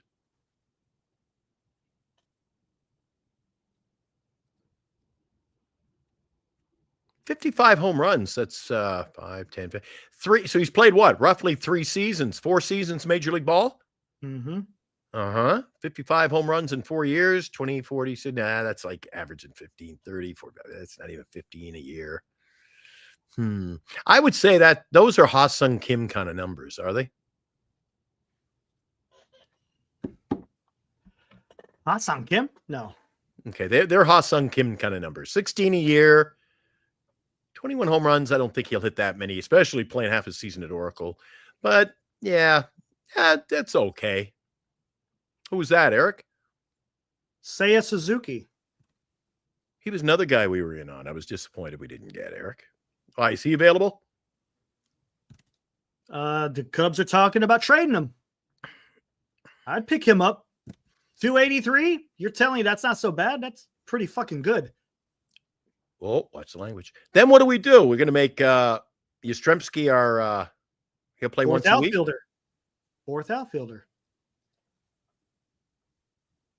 Yes, Suzuki. Would you make that watch, trade? Eric. How old is Suzuki? Because last year, here we go. He was on He's 30 years old. 30, and he's been on the injured list. He had 512 at bats last year. What time is it over in the Bay Area, Eric? It's 9:21. Well, the kid's got to get to bed soon. Let's welcome in Liam. Can we break away to let Liam in? By the way, Liam is not from the Bay Area. Liam is from the UK. What's up, Liam? Hey, hello. How are you How's guys? it going, man? Doing good. good. How you been, man? Long What time is it there, Liam? What time is it? 5:22 a.m. Well, Yeah. Yeah, it's very AM over there. Yeah. And the look wee at hours that. of the morning. Holy Glenn, There's probably more people waking up than going to sleep, actually. But I like your This- colors. This kid is in the Well- UK and he's sporting orange and black. I like this guy, man. See, you want the Giants to win, right? well, I want them to win. I want them to rebuild, actually. But Fair enough. Whoa! Fair enough. There you go. in the short term pain, long run gain. That's fair. That's So I fair. think I would completely tear it down. I'd trade Webb. I'd trade everyone. Wow. Oh, You're Liam's saying got to be a regular guest on Wow. this show. He is saying, let's go ahead and just burn it Blow to it the up. ground. And you were talking about Vladdy Guerrero Jr. is a player you can build around. I don't think he is. I think someone you Nope. could build around. Maybe Bryce Eldridge, though. Maybe he's younger. We don't know. Eric, this Liam fella is a young Glenn. I'm telling you. I wouldn't go that far. He's cut out of the same cloth as me. I wouldn't go that He hasn't far. had a bad take yet. No, I have a few. Just wait, I'll have a few. But Oh, yeah. I love it. That's awesome. Hey, real quick, He how's goes, school I going haven't for you? shit on you yet. Okay. so I started uni. This is my first year or college. I call it that. Right on. What are you majoring in? I'm doing industrial economics. Hey, that sounds pretty damn cool, man. Right on. These Cool. young guys well, are smart, Eric. well, keep at it, man. We appreciate it. So let's hear what you want. I want to hear what you have to talk about here with the Giants, man. Go for it. All right. So first of all, Juan Soto. It's never happening. I am for Corbin Burnes because they're not going to do a rebuild. So I would be for Corbin Burnes. I think pitching wise, you can sign players that are 30. Hitters, they tend to decline earlier. I think you look at Verlander, you look at Scherzer, they were good until they were 40. Mhm. So I think Burnes until he's 36. That 1-2 punch, you saw it last year with Snow in the second half. Right. And you got Birdsong. Birdsong sold something last year, right? I'm not high on Harrison, but Birdsong. Yes. There you go. Now, would you trade a Harrison or a Luciano to get a Seiya Suzuki? If who knows, maybe a Vlad, I don't know. But would you trade those pieces to get guys like that? Everything's on the table. Absolutely. Fair enough. Fair enough. Absolutely. Harrison, Luciano, get out of here. They need to change the scenery. I'm sorry. I'd keep Matos. I like Matos. I'd keep Matos. Okay. I would trade Tyler Fitzgerald as well. Because I don't know how good he's going to be in the future, but he had a good year. He's high while he's Sell there's some high? promise. Sell high, buy low, you know? Yeah, that makes sense. like this Liam, kid. that makes sense. Are you by the way, you going to come to the Bay Area again to catch some games this coming up here? I will be next year. Nice. I came this year in October for the 49ers. Oh, okay. Oh, for the Niners? Oh. We normally go Sorry. in October because that's when the break is. But That makes sense, right? So we need the Giants to be in the playoffs, so I can. There you go. So is that what you try to do? Come down every October? Yeah. Nice. Hey, maybe. Hey, that would be fantastic to see some October baseball, right? Well, yeah. The one series I've seen is the Dodgers series. I'm not old. I've not seen many. I followed the Giants not too long, so I wasn't even around for the World Series. So How old are Wow. you, Liam? I'm 18. Yeah, he's a young pup. He is a young pup, but still rooting for the orange and black all the way over there in the UK. That is so Have you freaking awesome, man. Have you always been a Giants fan? I've always been a Giants fan. Yeah. And how did you, at such a young age, why the Giants, and how did you develop this love for the game of ball? So it started with the Warriors, because they were always in the finals. They were always on the TV. My dad was a 49ers fan, so that was 2 San Francisco teams, and then it was just what's the baseball team in San Francisco? It's the Giants. So it all came natural. Follow the Giants. Yeah. There you go, man. and a lot of times that's how you become a fan. Usually it's your dad is a fan of a specific team, and usually, the son will follow suit. Usually. I mean, sometimes unless you watch Field of Dreams, you root for the team that your dad roots for. Well, when you're in the Bay Area next, you got to make sure you let me and Eric know, because I don't know if you've been on the show enough to realize I only live a block and a half, 2 blocks down the street from the ballpark. Yeah. I'm next to the ballpark, dude. We should go to a game. Oh, dude, I haven't renewed. We haven't renewed our season tickets. We're going to go to WNBA next year. No, come on.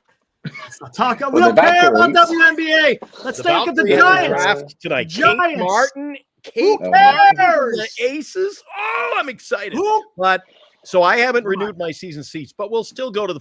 You know what? At this rate, there's a reason why the Giants sell their tickets for $5. Yeah.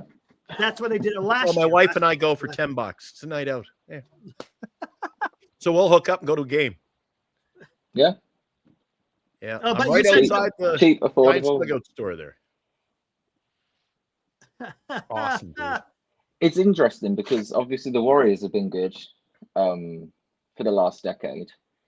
The Niners, they haven't won the Super Bowl, but they've been good. And the Giants have just been mediocre. But for some reason, I still love baseball the most. I don't know why. There you go, man. It's the game. When the game infects you, man. It's all about the minor league system, the draft, all the stages. Yeah, what did you people poo-poo on me looking forward to the WNBA? What were your thoughts? I don't know if you knew this either, but they had a draft today for the WNBA team in San Francisco. Yeah, they got their players. I saw that, yeah. They left one piece open. They can sign a free agent now, and they can draft. They have their draft coming up, the regular league draft. They got some nice pieces. They got one girl from the Caitlin Clark's team. Yep. Benley. Indiana Fever. Benley, and Martin was the big signing. They sold out their season in one morning with no players. They're sold out.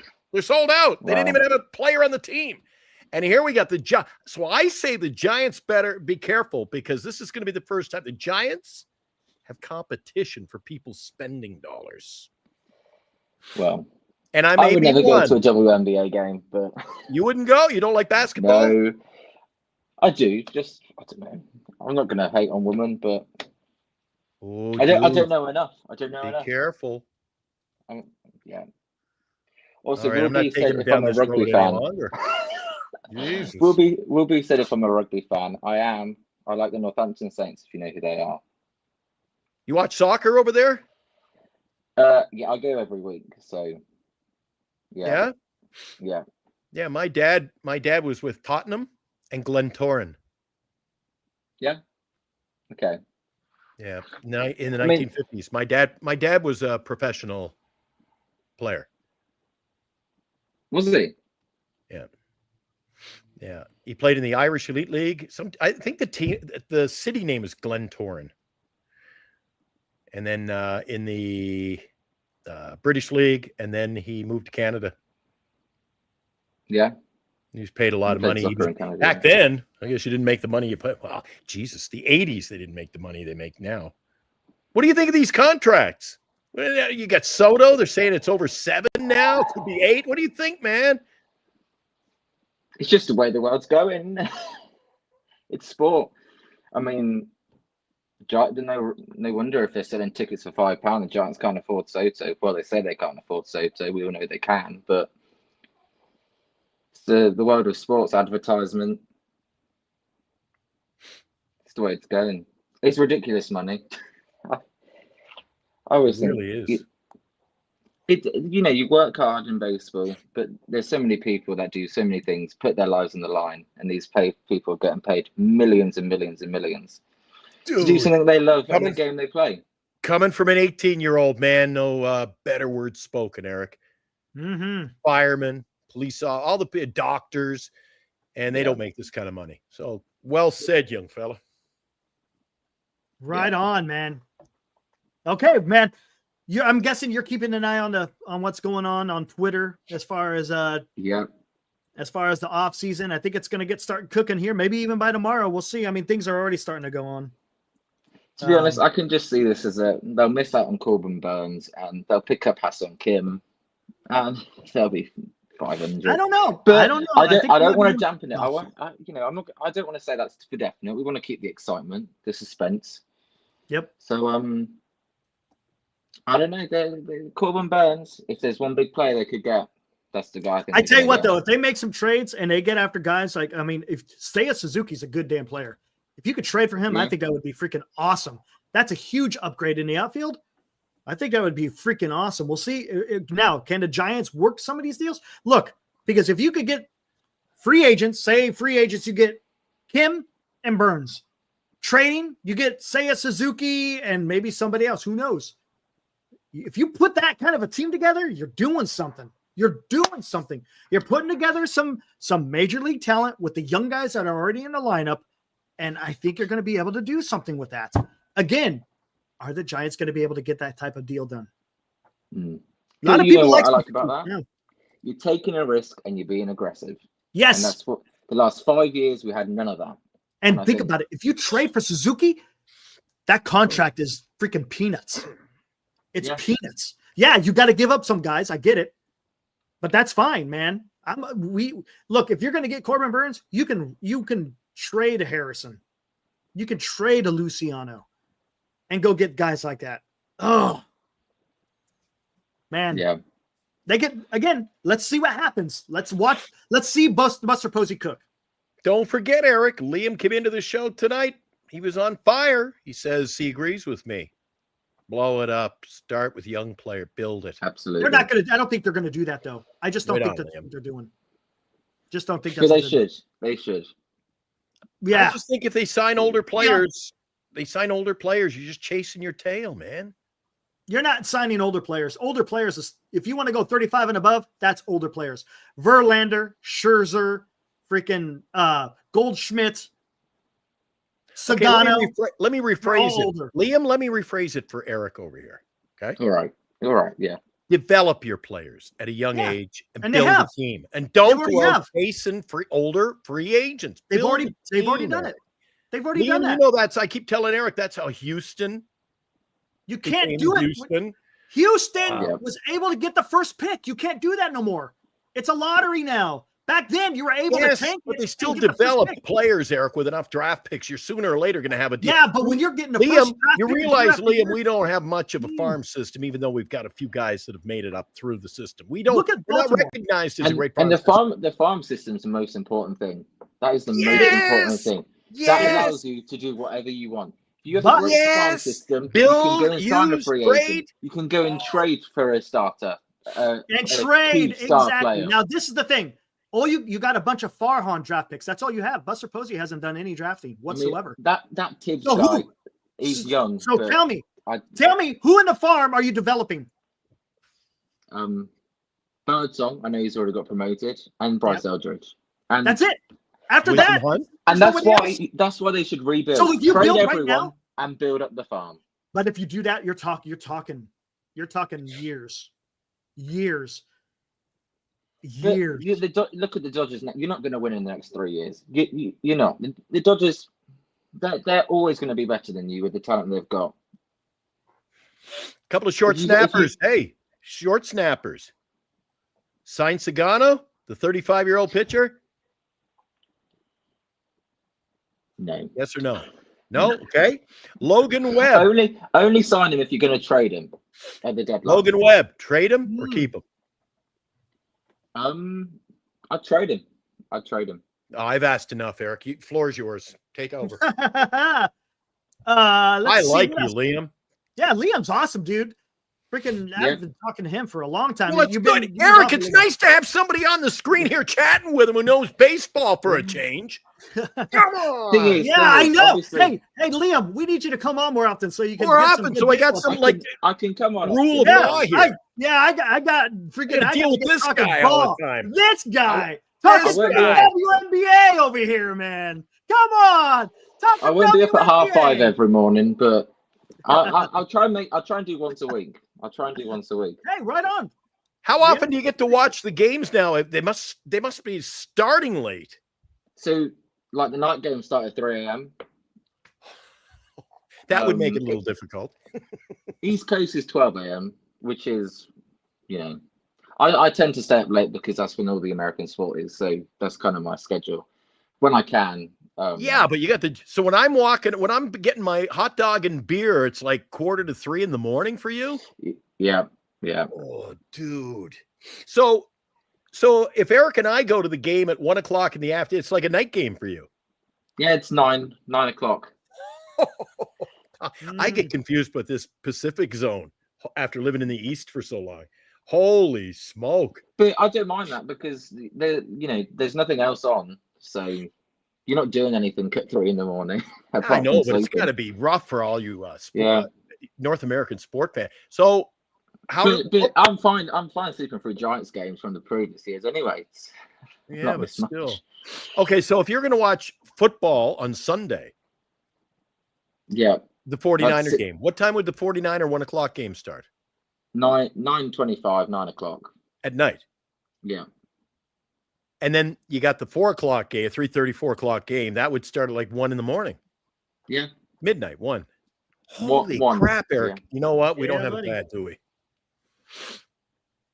Eric's on 2 hours earlier than me. Look, it's 11:30 here. Yeah, it's only 9:38 here. Yeah, I'm back in the Bay Area next week. Can't wait.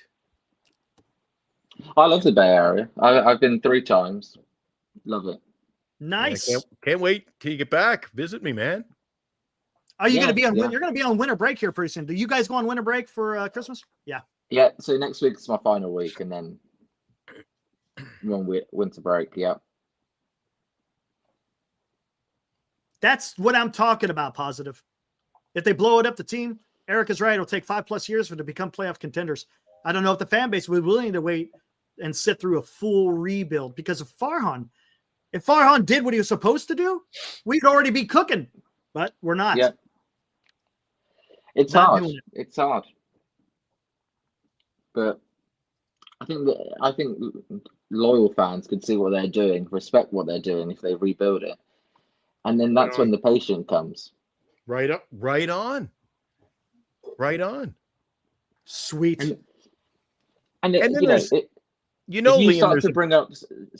start to bring up these prospects year by year, and they can see their impact level players, and they can see the future, and each year you're getting better and better and better. I think that's the way to go. Yep. Yeah, and I don't necessarily agree with the fan base not buying into it, because I've always said that 3/4 of the Giants fan base are there because it's nothing more than a night out in the Bay Area, a $5 night out. They get a beer and their friends go after work. They don't really care. We've always joked about it's a fan base that are more worried about taking selfies and watching baseball. I know those same fans love to go watch the damn WNBA. And that's what scares me next year, Liam. No one's they only get 12,000 for a weeknight game. What it'll be next year when there's 20,000 over at the Chase Center. Yeah. I think aren't they only selling the lower bowl? Aren't they only selling the lower bowl, not the upper seats in Chase? Well, the place is sold out, Eric. Yeah, I think they only sold out the bottom. I think they're not selling the tickets at the high level. I think it's all the lower bowl. No. They sold 17,000? It's in one day. It's sold out. It's done. Wow. I thought it was only 10,000 they sold. No. Eric, was it 10? That's crazy. It's sold out. It's sold out, man. Fair enough. It is sold out. Yeah. Oh, there it is. That's the owner. He's a smart guy too. They only sold out the lower bowl. Oh well, then I have a chance to get tickets next year for extra parties who want to go with me. But you'll have to sit in the upper deck. No, skaters are saying it's all lower bowl. I need to know the players if I was going to watch a WNBA game, but I don't know anyone. All I know is Caitlin Clark. Oh, just one player? Well, because WNBA, I can't stay up till 3 a.m. watching WNBA. I just can't. I can't blame you. Why would you lower the hoop? I love watching the dunking, man. Holy cow. if you took No, I think he says it is a lower hoop for the WNBA. no, it's the same court size, same Eric. My God, see, I can't have a conversation. I can't have a conversation with guys who are making up the rules here as we go along. He's meaning make the hoop lower.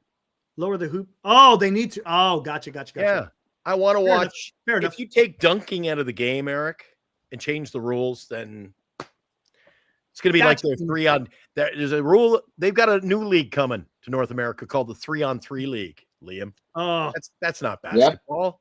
Yeah. It's been around. Isn't that that's Ice Cube's thing? The 3-on-3, right? I think that's Ice Cube's thing. Yeah, that's going to be a disaster. Yeah.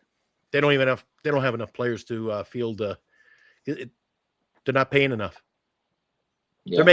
They're making decent salaries, like you said. There's people out there in the workforce, the people who are the grinders of the world, man. But athletes keep getting the money. It's going to be interesting to see what Soto gets by next week. I think it's over 700 million. I said 720. So. Eric thought I was crazy. Now Eric, I hope, is starting to realize the error of his way. Eric doesn't think 14 or 15 years, 710, 720, somewhere around there. It's between 720 and 780. Could be more. And I think the Mets will sign him. I've got him going to the Mets. Probably is. It's probably the Mets. Do you? It's probably the Mets. It's Mets or Yankees, I think. I don't know if the Yankees go that high. Yeah. I don't see the Yankees going that high. I don't think he'll go back to the Yankees. I don't think so. And one of the factors, Liam, is Eric. I think Eric actually started it. Didn't take long for me to get on the bandwagon with him. Juan Soto has a personality that he can be the star. He could be. You ever heard Eric talk about that on this show? Eric, man. Eric, Liam, have you seen the video? No, play it, can you? Oh, okay. Oh my God! No, can't believe it. Have you still got the original? You got the old one? I got the old one. And you want to see both of them? I'll play both of them. Why not? What do you see? This is the magic. This is the magic of Giant Sports Talk. Okay, here we go. Here's the first one. Enjoy.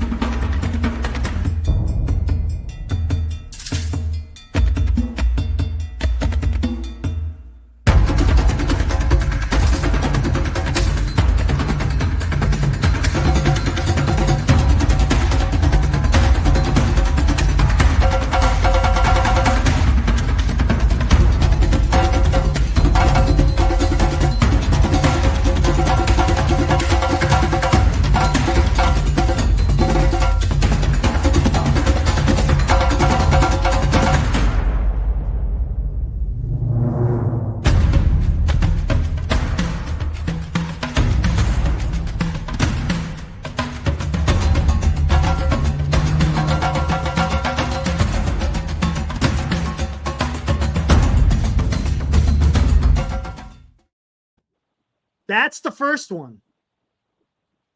It's well made. This one, thank you. And this was the one I sent to Buster Posey. Here we go.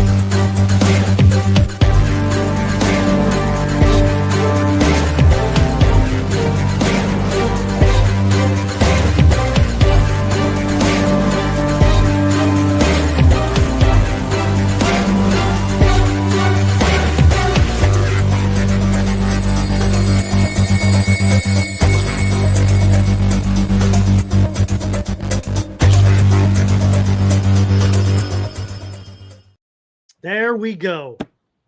Those Get are the it two. done. Get it done. Get it done. What Giants can afford it, whether or not they Yeah. want to do it. That's what it comes down to. Whether or not, as you said, right, take that risk. Take that risk. The kid's going to be foundational. He's going to be he'll be part of your lineup for 10 plus years, right? Imagine him hitting balls into the cave. Yeah, right. Imagine. I mean, and think about it. It fits, and it would fit a quote unquote rebuild. It fits the youth movement. Yeah. But Hey, Liam, if you go to a big spot, what we got, like, I guess they don't do as much, but you go to a merch store, right? Like a Dick's Sporting Goods, right? Yeah. Yeah. If you're in the UK, is there much baseball, or is it like a lot of NBA? As far as North American sports, you see a lot more NBA, football. I would say basketball is number one. Yeah. But I would say that NFL and baseball are quite mixed, actually. What about Giants? Are they repped or not? Sadly, not. No. Same here in Canada. You can go to the sporting goods store in Canada and buy over 20 of the teams, their hats, jerseys, and I think that comes with winning and losing. They don't count. There's no Giants jerseys. Maybe a hat they haven't sold in 10 years. The three teams are the Yankees, Dodgers, and Mets. That's the three teams. Makes sense. If I go to a sporting event, they're the three teams I'll see. If you go in a store, they're the main three teams. No Toronto Blue Jays? Nope. Really? I'm surprised there's no Boston. And Boston Red Sox? Yeah. Maybe that is coming, but I've rarely seen Boston. That's fair. Winning teams sell, Eric. You'd sell jerseys. Winning. Yeah. I'm sure you've got Golden State Warriors gear. Yeah. See? Yeah. Or a Warriors, cool logo. And Lakers. Winning does amazing things. Milwaukee Bucks. That's quite Milwaukee Bucks. Yeah. Yeah. And they're not even a big franchise, really, but they won it a couple of years ago. As long as the San Francisco Giants spend the bucks, that's all I care. Yeah. San Jose Sharks comes in, says, what scares me is what if we whiff on both Kim and Adames? We might trade for Correa. I don't know. We don't need a broken down twin whose ankle is on borrowed time. I don't think that's in the cards, to be honest with you, the Correa thing. Yeah. I think the owner, was it the owner or the GM came out and said, no, we're not going to trade Correa. They may trade like a Willie Castro or something like that, but not a Correa. And they saw the medical. If they don't want to sign him to a long-term deal, then so they're not going to turn around and trade. They want to trade, yeah. Yeah, that would look really bad, right? You didn't give him the $350, but yet because of a medical, but yet you trade for him. Yeah, that would look. I said to Eric, if I'm Correa and I'm traded here, I sign the papers and I file for retirement. I go, you screwed me. You're not going to screw me again. And you're guaranteed to have that money, right? Unless there's something. I don't know if there's something. I'd say screw you. Let's see Eric. Liam, Eric can't live on 300 million. He's got to have like 700 million. I could work for a week and I could be a ball player for a week and then say, guess what? I'm done. You'd make enough money. Dude, I can't even comprehend the kind of money they make. Crazy. They make more probably in a paycheck, Eric, than you and I make in our life. I know. It's crazy. I mean, all these guys in single A and double A, they're on way more than most people. Yeah. Well, it's not much of a life, though. My God, you're eating pizza, stale pizza, and drinking Pepsi, and on the bus for 27 hours. Yeah, I hate it. It's a short. Being in a minor league is a short career as well. Oh yeah, I quit. I got out. I retired from when I was in hockey. I got out, man. Yeah. One of our shortest road trips was 27 hours by bus. Well, in England, the country is not that long. You'll never get 27. Yeah, I know, right? 5 to 8 hours is from the top to the bottom. You beat on a continent if you're driving 27 hours. Yeah. I'll be well into like France or Spain or not even this country. I mean, our country is smaller than Florida. You're right. Exactly. You know. All right, what else we got out here? The draft simulator. Yeah, matter of fact, the draft. The draft is coming, I think, December 10th, guys. The Giants will have a shot, almost 2% shot at getting that number 1 pick. Tuesday night, Eric. Tuesday. Yeah. Yep. And what is it? Colorado and I think Florida, right? Both have the same chances of percent. What is it? 22.45% chance, something like that. We ran our own simulator, and it showed that the Angels and Colorado would. Angels in Colorado were hitting it pretty good, yeah. Well, we hit number 3 Miami, once. We hit one. We hit one once. I actually find Miami a very interesting team because of what they did at the trade deadline. They did what the Giants should have done.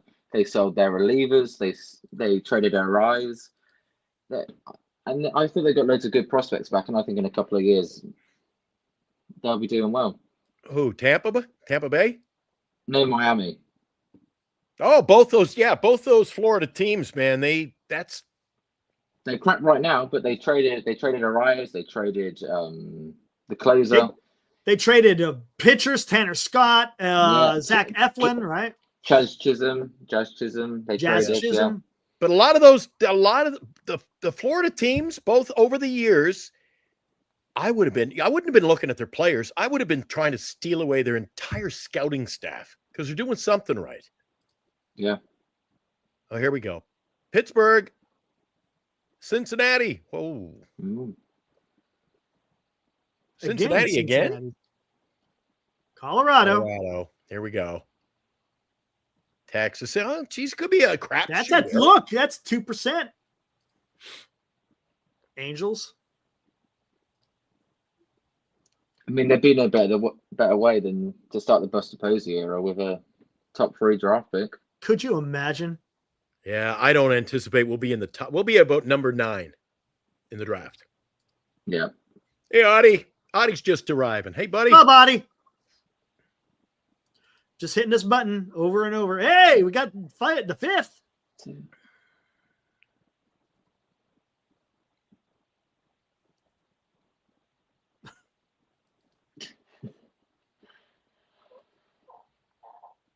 Come on. You having fun, Eric? Are we going to play Eric will just play this for an hour until he gets to San Francisco.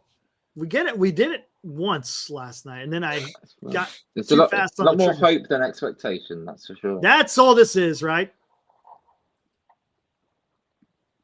Can you imagine the real one? They actually got the number 1 pick. That would be freaking nuts, dude. That would be absolutely nuts. See, he's done this about 30 times already, and we haven't even been in the top 5 or. We hit 5 once, and that was about as high as we got. Yeah, see, we're not even in the list there. Number 9. Yeah. Glenn will be right. We'll be a 9. We'll be around there. Probably. Oh, Eric, put your toys away. Let's see. A couple more times here. No. Forget it. Sucks. Hey, it ain't Liam, happening. are you going to be around? Are you going to be around for the show next week? I can do Friday next week. Yeah. Right on, man.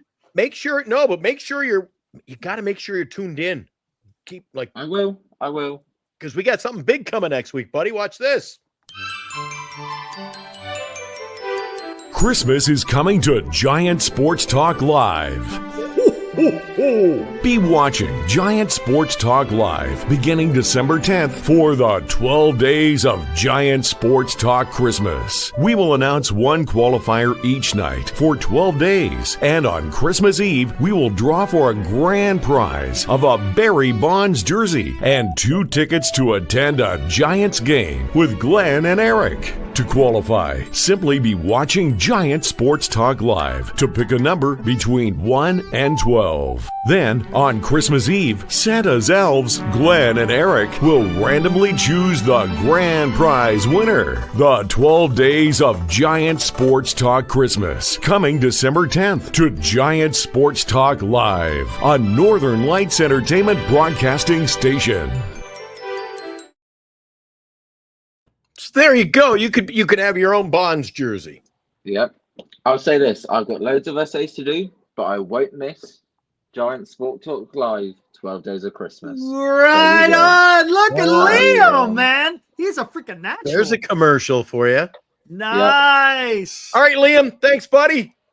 Yes, thank you Thanks, for Liam. having me. I'll see you again soon. Good Sounds job. good. Good job, young fella. Yeah. Bye. See you See ya. soon. Right on, man. Liam. You know what? Not Liam's just because awesome. he agreed with a lot of my takes, Eric. Good young fella, isn't he? Yeah, he's a good kid, man. Used to I talk like to him that all the fella. time. Yeah, Used to good kid. talk to him all the time. Good kid. Good kid, man. Hey, Nice. Tuesday. That's creeping up on us. Tuesday's the draft. We'll be talking about that. And Tuesday's the start of the 12 days of Christmas. Yeah, then there may be a lot of deals going on too.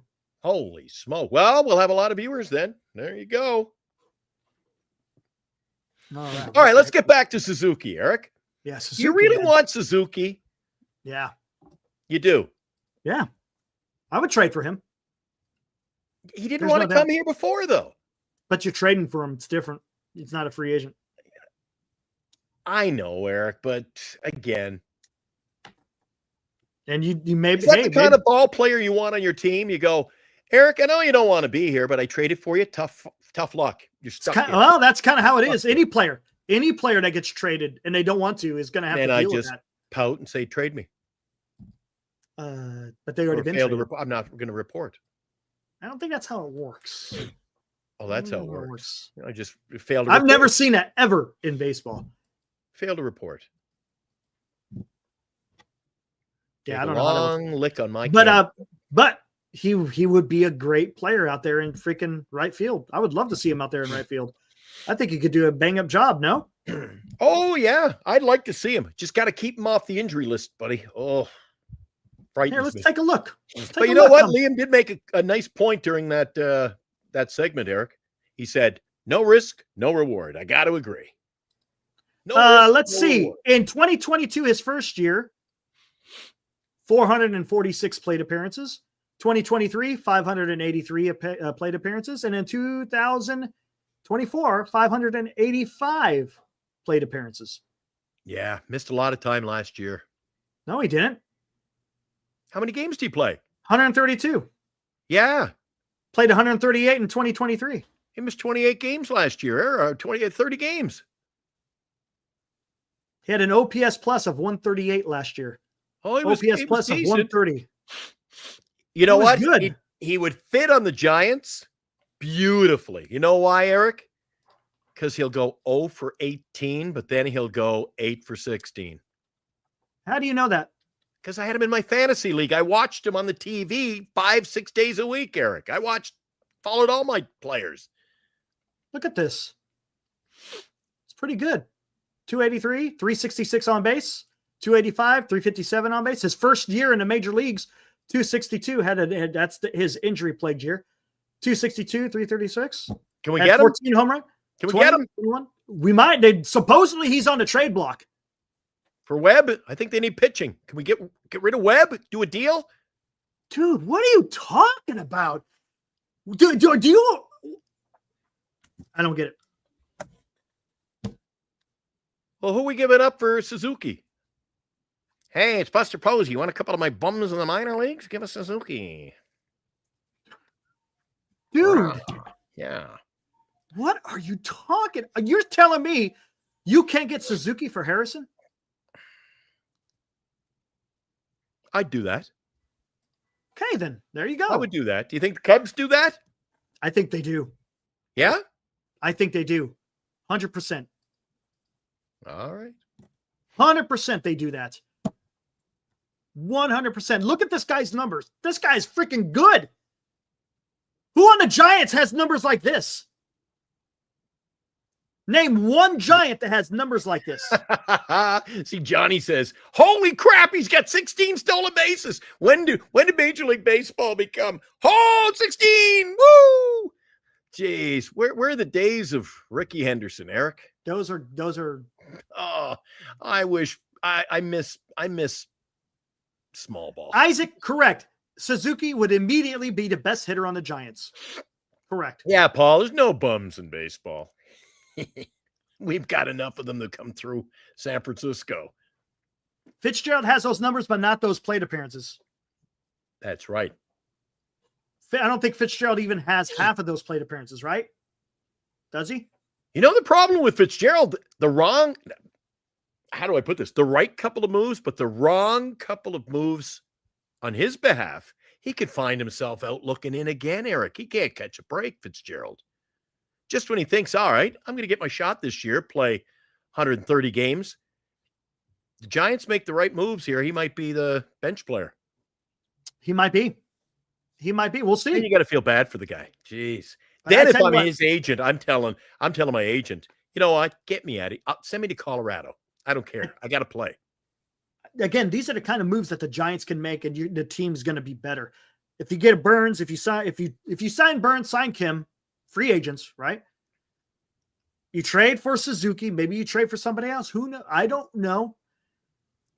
That would be something. Trade pitching. I got to agree, Hella. Trade pitching for hitting and then sign pitching. And that's why I said you got it. I'm telling you, Harrison is your ace in the hole for a trade. Yeah. 100%. Seiya and Roki. Yeah, Mark. Now that would be freaking awesome. Duvall that for would be Suzuki freaking awesome. Happening. Duvall for Suzuki ain't happening. Hold on. I just thought about something. Uh-oh. No, it's not going to take more than that. I don't know what his...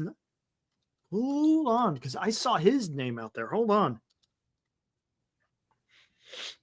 I don't know what his numbers look like. It might be not very good. Who's that? Oh, and he's a local kid. Oh. Who? Okay, hold on. Let me bring up his numbers. Gosh dang it. Can we get through one show without he's a local boy? Hold We're over 2 hours tonight. This is the first local boy. Oh, God. Oh, boy. Maybe. I don't know. No, Bogser, I hate hearing that. God. He's a local. Eric, sign that guy. He's a local kid. He's a local kid. You know what you can do with a local? Hold on. Yeah, Sagano's already a Giant. Come on. Check that out. Would you take that guy up on top as well? Maybe right on, Daniel. We hope so. Would you take that guy up on top? Last year, batted .273, only had 7 home runs. 335 on base. He had a 101 OPS plus. Again, he's an average. Would you take him? Good numbers, but there's not. Would you take him as your second baseman? Wait a sec. I'm confused. The guy on top, didn't we already look at those numbers? Nope. No, those 31 stolen bases. Huh. So what do we got here? 24 career. What are we looking at here, Eric? We are looking at Nico Horner. No, but what are the top numbers compared to you got 24 in career, 24 in career. What are we looking at? One says 159 at bats last year. The other says it's one player on top, one player on the bottom. It's their last year's numbers and the career numbers. Oh, okay. Nico Horner and Seiya Suzuki. You trade Harrison and freaking Luciano and get those two guys. What do you think? How many more years of control does he have? Hold on. Oh, but here we go. It's a great trade. Let me check control. No, it's not a great trade. Eric, make the trade. Sign through 2026. Make the trade. Come on. So he's got 2 years of control. Well, who cares? Just make the trade. Would you like that? Would that be good? Sure. Go ahead. Seiya Suzuki, Nico Horner, and then free agents. You get Ramos, Burnes and Kim, Lee, and Suzuki. See, couple of Eric. I'm feeling it now. This is getting better. See, that's a little what more I'm talking excited about. I might get to 5 or 6 games next year now. I'm liking this. At least you become a little bit more competitive. Look, you might not be able to do this all in one season. So I'm saying, and then next year you got Bryce Eldridge in the lineup. I know, Johnny. 17. Bregman? I talked about Bregman yesterday. I liked Bregman better than Adames. Pathetic. Embarrassing, actually. Total embarrassment, Eric. They wouldn't do. Why don't you think they would do that, Daniel? They're talking about trading those guys. If I'm not mistaken.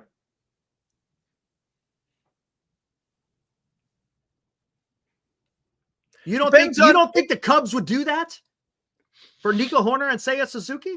It depends. For Harrison and Luciano? It depends on if the team, it takes two to tango, buddy. If the team you're dealing with in a trade like this, if they feel the potential's there for your cat, there's a reason why everybody wants to trade Duvall and Harrison, and it's to make the team better. But you got to have a dance partner who feels confident enough to make the deal and say, yeah, we think we still got potential here. Remember, Eric, one thing about you got Team A and Team B. Team A always thinks they're fleecing Team B. And B thinks they're getting the better deal than Team A. So you got to talk the other team into thinking, Duvall going to be a hell of a closer this year. Well, I'm going to tell you something right now. I guarantee other teams are not doing that to other teams for the simple fact they know what you have. There's no secrets. There's no, you don't know what my guy can do. They know exactly what your guys are you got to sell them, Eric. You got to sell them. They're not. I guarantee you they're not selling them because you don't have to. They have their scouts watching them. Everybody has a book on everybody, and there's nothing hidden. You could sit there and talk a big game, but it's going to come down to, hey, this is what we value. Then we might as well just, okay, well, that changes everything. So that we're going to have to cut or just release Luciano. Nobody's going to trade for him. You don't think? No one trades for him. The scouts are the only way to go, Eric, on their judge. And Eric, we've all scouted Luciano enough to know that nobody wants him. You don't. Okay, which MLB scout have you talked to that says Luciano is a wash? Well, you just tell. What has Luciano done? Tell me what? No, tell me what MLB scout is out there saying Luciano is washed up. Well, you just said the scouts are the ones watching them. They know what they're getting. They know. What have the scouts seen? Nothing. I don't know. We don't know. They look at things that we don't see. I guarantee you that. We're just the two guys sitting here talking about baseball. They know more about baseball in their little pinky than we do in our entire damn cranium. You can sell yourself short if you want. I'm telling you. They know what they're doing. Here's Eric's idea. Yeah, got my eye on this Luciano. Can't hit. Terrible fielder. Oh, I love this guy. Call you back. We got to sign him. Trade for this guy. He sucks, but trade for him. That's what you're getting. And guess what? You went exactly the opposite way of how trades go. If the Giants want to trade for Nico Horner and Seiya Suzuki, they call them and say, we want to trade for these guys. Teams aren't calling the Giants asking to get Luciano and Harrison. That's not what's happening. I'll guarantee you that. Yeah, absolutely. That's not how it works. Nobody's calling asking for Luciano. That's not how it works. Yeah, nobody's calling for Luciano. It's the team who is interested in another player and say, hey, we got these young guys that we want to trade. Are you interested? They will say yay or nay. That's how it works. It's not someone's calling the Giants and saying, hey, guys, guess what? We got Seiya Suzuki. You give up Luciano? That's not how it works. It's the other way around. Oh, my God. So we're in big trouble. So you're telling me Buster Posey's right back to what I said. You've got to pitch a deal and try to get rid of Luciano. We'll give you Luciano and a pitcher for Suzuki. You got to pitch these players there. What are you going to do? He sucks. But will you take him? You don't pitch them. They know what they're getting. That's what I'm trying to say. They know what they're getting. Well, I feel as a fan and watching these players, Eric, I'm no scout, but all I can say is I've seen enough to know that there's nobody around Major League Baseball freaking out at the prospect to sign a Luciano. And how about this? Right and take this in consideration, and it kind of ties into the title of the show. Maybe these other teams have seen what Farhan did with these young guys, and they see potential in them. And they saw that Farhan mismanaged these guys and said, you know what? I think we see something in these guys, but Farhan fucked it up. That could be possible. That could be possible. The phone's still ringing, Anthony. Phone's still ringing. We'll see. We're going to see what happens. Again, maybe they can, maybe they can't. We don't know. Who would you rather give up, Tibbs, Harrison, or Luciano? I'd give up all of them, depending on who you're getting back. I wouldn't give up Tibbs.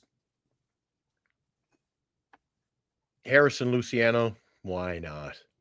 Not Tibbs. I don't think you can anyways. I think you have to wait a year before you can trade them. I wouldn't trade. Eric, we trade deadline. Chat, we as hosts, we can't sit here over and over and over and over and over and over every night of the year saying we have no prospects, we have no farm system, and then say, just, you know what, we just drafted this guy this year, Eric, trade him, get rid of him. We gotta develop players, man. Okay, so you're okay. So Take you're our saying first round pick. Yeah, remember that guy we were so high on? Like you said, Eric, the scouts know they wanted Tibbs. Big college guy. Great numbers. Trade him. Get rid of him. Pick up the phone.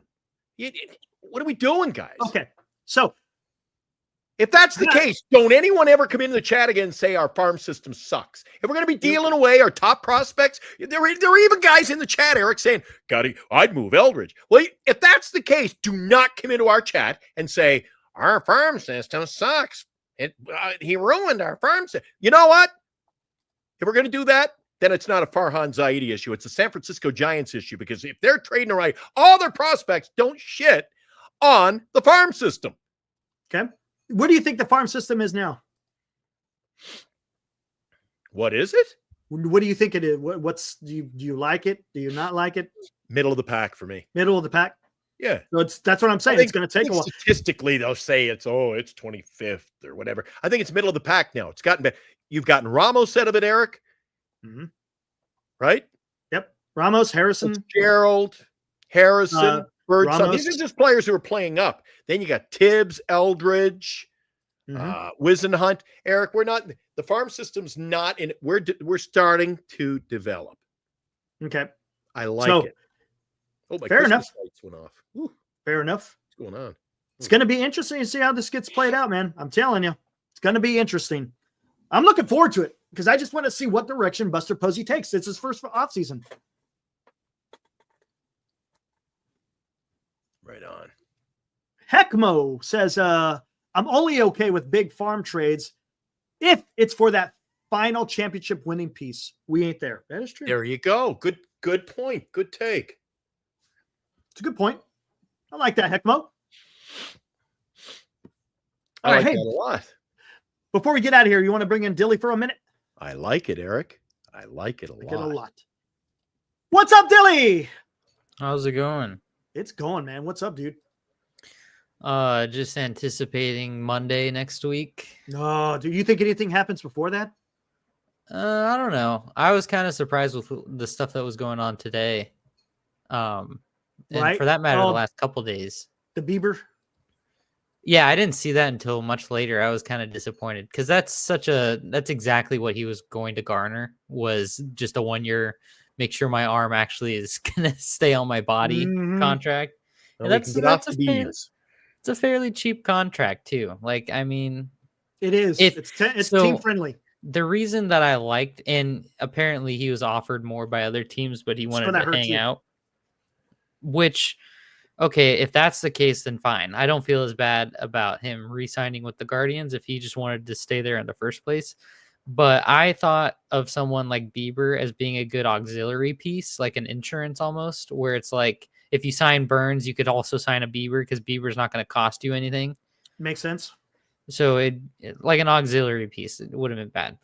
All I'm saying is that with Bieber, I'm picking him up in my fantasy league next year because I'm high on him. And are you picking up Clay Holmes as a starter? No, I'm not touching him with a 10-foot. Does that make sense to you, Dilly? That the Mets are going to go if they're trying to get Soto and win now, why would they do this experiment as a starting pitcher? I don't get it. That I do not know, but I do know that and I don't know a whole lot about Clay Holmes as is, but kind of like what you guys were saying earlier is when he's good, he's really good. But when he's not, he's like, it's hard to watch. So I wonder if they see him as someone who can kind of like slide into that starter role. Like it'll be kind of like you guys were saying, like a Hicks thing where maybe he doesn't quite throw as hard, but he gives you more innings, which is fine. Cause I wonder if that shores up his like control issues and stuff like that. Cause I don't doubt that he could probably physically go and be a starter. But in terms, because if you want your closer to be lights out, and Clay Holmes is not lights out, right? He's lights out for stretches of time, but he's not like he's a very good pitcher. But I wonder if a team like the Mets are thinking more like, okay, well, if you're not going to be, because the Mets don't need a closer, obviously, if they're going to stick with Edwin Diaz, if he can kind of right the ship with what's going on with him. So if they figure best case scenario, they get a starter out of it. Worst case scenario, you have an elite bullpen arm for a bullpen arm rate. There's not a lot of downside in that contract. It's a very similar concept to Hicks. It's like, okay, we're paying you whatever it was, like $11 million a year or something like that for 4 years. Best case scenario, we've got the cheapest starting pitcher of all time who's fairly good. Worst case scenario, we're paying $11 million for an elite 8th inning guy. Right. There's not a lot of downside. So that's from a contract perspective. The Mets, that's a good play on their behalf. It's just weird because like you were not as a starting pitcher though. Yeah. It's an experiment. Because look, they lost 3 pitchers and they're going to, I mean, it's exactly. I don't know how they're going to piece it together. I mean, if you're going to go out there and spend $700 million on a freaking Juan Soto, who are you going to get bolster that rotation? It's going to be very interesting to see what the Mets do on that front because you can't not have pitching. Obviously, you have to have someone. So they're going to be in on other people, but if they're also allegedly in on Soto, it's just who are those other people going to be? Like, who's the guy from the Rangers? I can't remember. Evaldi. Yes, I wonder if they're going to make a play on someone like that caliber of pitcher. Yeah, but you still got after that. You still got. Yeah. You've got work to do, but I wonder if that's going to be kind of the route that they go. If they go like Evaldi, maybe they'll make a play on Flaherty. So like that, I think Flaherty is better than Evaldi personally, and I don't sleep on Flaherty as a pitcher. I think I've been looking at his like career stats and stuff like that. And he screams to me, he would be another good fantasy acquisition, just so you know. I'm giving you my playbook. So just bank this knowledge. But looking at his stats, because he was, if I'm not mistaken, a highly touted prospect when he was coming up, and like he was supposed to be this big hot shot guy, whatever. And he just it was him and Freed, and there was like 3 guys, right? He was kind of had some middling years, but to me, from what I can see here, it's he gives me the vibe of falling to happenstance. So like he is really good when he's healthy and out there pitching. And then if he's a little dinged up or he's not 100% right, then the wheels kind of fall off a little bit. But when he goes back out there and he's fine, he's really good. And so to me, that screams happenstance, like I said. What about Walker Buehler? Is he kind of in that same boat? That he freaks me out because I think he came up and like developed himself on the sticky stuff. And it's all out there. It's been talked about a bunch because dudes like Garrett Cole, same thing. Like their spin rate went down. They had to adjust their pitching styles a little bit. Right, and they both got hurt. And they get hurt. And so the difference between someone like Cole and Buehler is that Cole was able to adapt and overcome. Buehler kind of didn't do that. So he had 2 Tommy Johns pretty close together, right? Something like that. I know Buehler Bueller freaks me out. I think he would be a good project, but we're not really in the project market right now. No. I'm thinking of other teams here. Oh, okay. He wouldn't be a bad Mets acquisition. Like if the Mets wanted to make a play on Bueller, I could see that because you could get him for cheap. Because like I said, he's not the same pitcher post sticky stuff being like frowned upon. As soon as they cracked down on that, he was getting hurt and just not pitching well and all this stuff. So, and his spin rate was I want to say it's one of the biggest differentials before and after. Like it just tanked and it was not good, which fine. You have to change your pitching style. That's okay. You have to like adapt to it. Everyone did. It depends because if you don't, and then your arm starts falling off on top of that, it's like, that's you're not making a good case for yourself. So I don't hate that. I don't hate him going to the Mets. I think that might be a smart idea.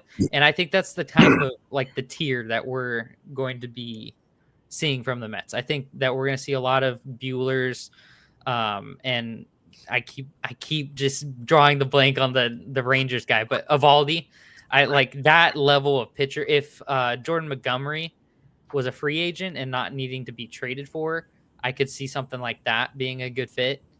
Like middle of the tier, just be good enough to have pitchers pitch innings. And then let your bats just absolutely do the rest of the heavy lifting. Right. Hey, Mike. What's up, Mike? Hey, where do you think Garrett Crochet goes? It sounds like he's going to get moved. I wouldn't be shocked if he got moved. I don't know where. Who? Because it's going to be a lot, man. It is going to be a lot. And so but you have to. Funny, some of these guys, though, aren't. When do you even hear? There's talk about it. But boy, it's not really front and center, is it? I don't hear much about it until Soto goes. You're going to hear about it this next coming up week. You're going to hear a lot. Yeah. Yep. Things are going to open up. I agree. And it's going to be exciting. I do think I'm holding out the faith rod that winter meetings is going to be an eventful. Yeah, I think it's going to be. At the very least, I think faith rod. If everyone exactly there you go, that's what it is. If not everyone signs, obviously not everyone like big ticket whatever is going to sign, but at the very least it'll be nice to be able to look at Twitter or wherever and be like, oh, so and so signed with so and so. Like Severino, that was kind of inconsequential in terms of like the free agent market and him signing with the A's, but it put a smile on my face. The shock was the A's paid. Exactly. That put a smile on my face when I read that, because I was like, man, A's they're doing things.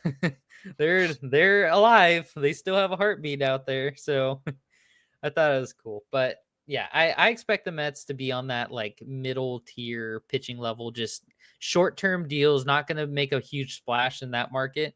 Lots of Buellers of all these, that kind of level. For Crochet, I couldn't even begin to tell you where I think he's going to sign, because I don't know if the Dodgers would have made sense, but Snell being signed throws a wrench into everything I had a concept of on the pitching front for the Dodgers. Mm-hmm. Like it just really, and the funny thing is, Crochet profiles so well for the Dodgers team because he's been kind of injury prone, but he's young. So it's like, it's fine, but he's a hard throwing lefty. So a hard throwing injury prone lefty would fit perfectly into that rotation with Glasnow, who's injury prone, but throws hard. Snell, who he's not necessarily injury prone, but still, I think Snell and Crochet are very similar in terms of their pitch mix and their pitching style. High heat, big slider, left side, all this jazz. They're even built similarly. So I feel like their endurance in terms of how deep into their season they can go is going to be also similar. Eric, are you a little bit disappointed though, or are you not a little bit worried? Not a little bit concerned that you got teams like the Oakland A's, Eric? Oh, I call them Oakland. You know what I'm talking about. You got the Oakland A's now playing in another city, and they're making deals. It's the Sacktown Athletics. So the A's are making deals. Let's take a look. Nothing. I mean, is he someone that's? Well, he was somebody coveted if he made that kind of money for a 2-year, 3-year contract. Had an almost 4 ERA. Yes, he was good with. And why did he get the Yankees. money he got? That's what starting pitch. Look at what freaking what's his name got with the Angels. Yeah, Kikuchi screwed everything. Kikuchi screwed everything, man. Kikuchi completely screwed that like tier of pitching. I think Snell was going to get paid like he was going to get paid probably one way or another. Burnes will get his 200 million one way or another. Like that tier, the upper echelon of pitching, that I don't think was. Oh, I forgot about Montez. I forgot Montez was. Frankie Montez. Yeah, and he got paid too much. He went to the Mates. He got paid too much as well. You're going to rely on a reliever turn starter and Frankie Montez for the Mets, dude. It's tough. That doesn't make any sense. Hey, whatever, man. Yeah, because they're going to lose Alonso. They're losing Alonso. He's probably going to go be a Yankee if Soto goes to the Mets, right? Or he goes to the Blue Jays or the Red Sox. Hot take. Eric. I kind of think we don't know. No, we don't. Absolutely don't. If Soto goes to the Mets, I almost feel like they have to sign Alonso after that. I almost feel like you just have to double and triple down on that, because I truthfully don't believe that Alonso is going to get paid the amount of money that selfishly I think he should. I think he's going to be, I keep seeing stuff around the high 150s, 160s, that kind of range, which blows my mind. And if that's truthfully going to be what happens, if he signs a 6-year deal, a 7-year deal, something like that for around plus or minus 10 million, 160 million, that I think that would be a doable thing to do in addition to Soto for the Mets. If the Mets sign Soto and let's say by some crazy whatever, they don't defer Soto's contract, I think they'd be able to defer pieces of Alonso's contract to kind of take some of that pressure off, and then just screw pitching. You're just going to have some AAA whatever pitching because you're going to have no money left in the bank after that. But yeah, I know. I think because essentially what Soto would be doing is just hopping from the Yankees in New York to the Mets in New York on the same, he's going to be in the same position basically. So like he's going to have Judge protecting him. He's going to have dudes like Jazz Chisholm protecting him. He's got a lot, Giancarlo Stanton, all these dudes around him. And then he's just going to slide right into the Mets. And if they retain Pete, now you have Pete, you have like Nimmo wouldn't be bad at protecting him. Francisco Lindor, Vientos showed signs of life. Like you have, it would be a very comfortable transition offensively for him, which is why I think they need to retain Alonso if they get Soto. Let me see something, man. You just got me thinking about something. Let me see how this pans out. No word on the street on the floor here today. There's nothing on freaking Alonso. No. And yeah, it'll be interesting. I wonder if he signs during the meetings. Yeah, then maybe we get him cheap. You get him on the That's cheap. what I'm saying. That's what I keep saying. Guy. If he's going to warrant $165 million for 6-7 years, whatever, why not? That is so cheap for what you're getting.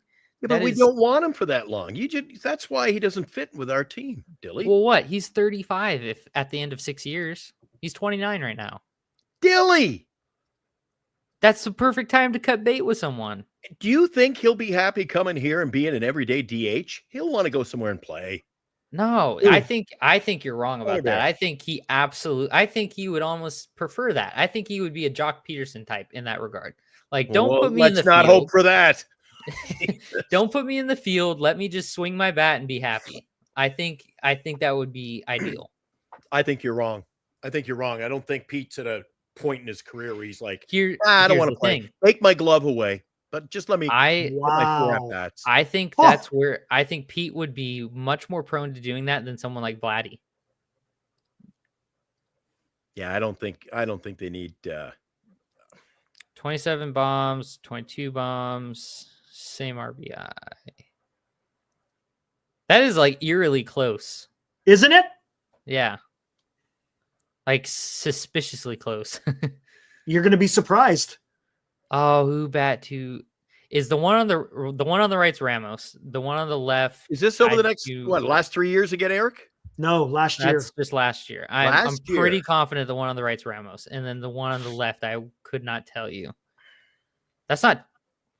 No, because I feel like surely Chapman had more WAR than that. Oh, he played way more games, so no, that's not Chapman. Neither is Chapman. These guys are very comparable. Oh, 266. These guys are very comparable. Interesting. And Vientos. That is interesting. Vientos. You know what? I like that comparison a lot. Actually, that's a how about that comparison. So what I'm saying is, if people are saying, "Hey, you got Vientos in the lineup to help with Soto," well, we got our own Vientos and Ramos. Yeah, no, that's you cooked with that one. That was a good. Was that pretty good? You started talking about Vientos. I was like, wait a second. I think they're very close. No, you're not wrong. How about that? So again, we can't poo-poo on Elliot Ramos when we are all talking about how great Mark Vientos was. Yep. It's because it's the whole we see him every day. So sometimes exactly. you overlook it compared to other players. So there you go, man. You got a guy in the lineup. That's why I'm saying it's not out of the realm of possibility for Soto to do something with the Giants. I'm just saying. Yeah, but do you want to spend that much money? That's the key. Yeah. We just spent 20 minutes talking about the merits of trading for Suzuki. So we don't need a right fielder. I keep saying, Dilly, I keep saying on this show constantly, nobody seems to listen. Don't focus. Once we get a position player and the guy's set for a position, then we don't have sit to him there. If we sign a big shortstop next week, I don't want to hear any talk the next week. Well, we got to sign another shortstop. Fill the positions we need filled, for God's sake. Yeah, no, I agree. At this rate, we're going to be the only team in Major League Baseball with 8 first basemen. Jesus. That's why you got to cut bait with a few of them. We should be signing Vladdy and the Polar Bear.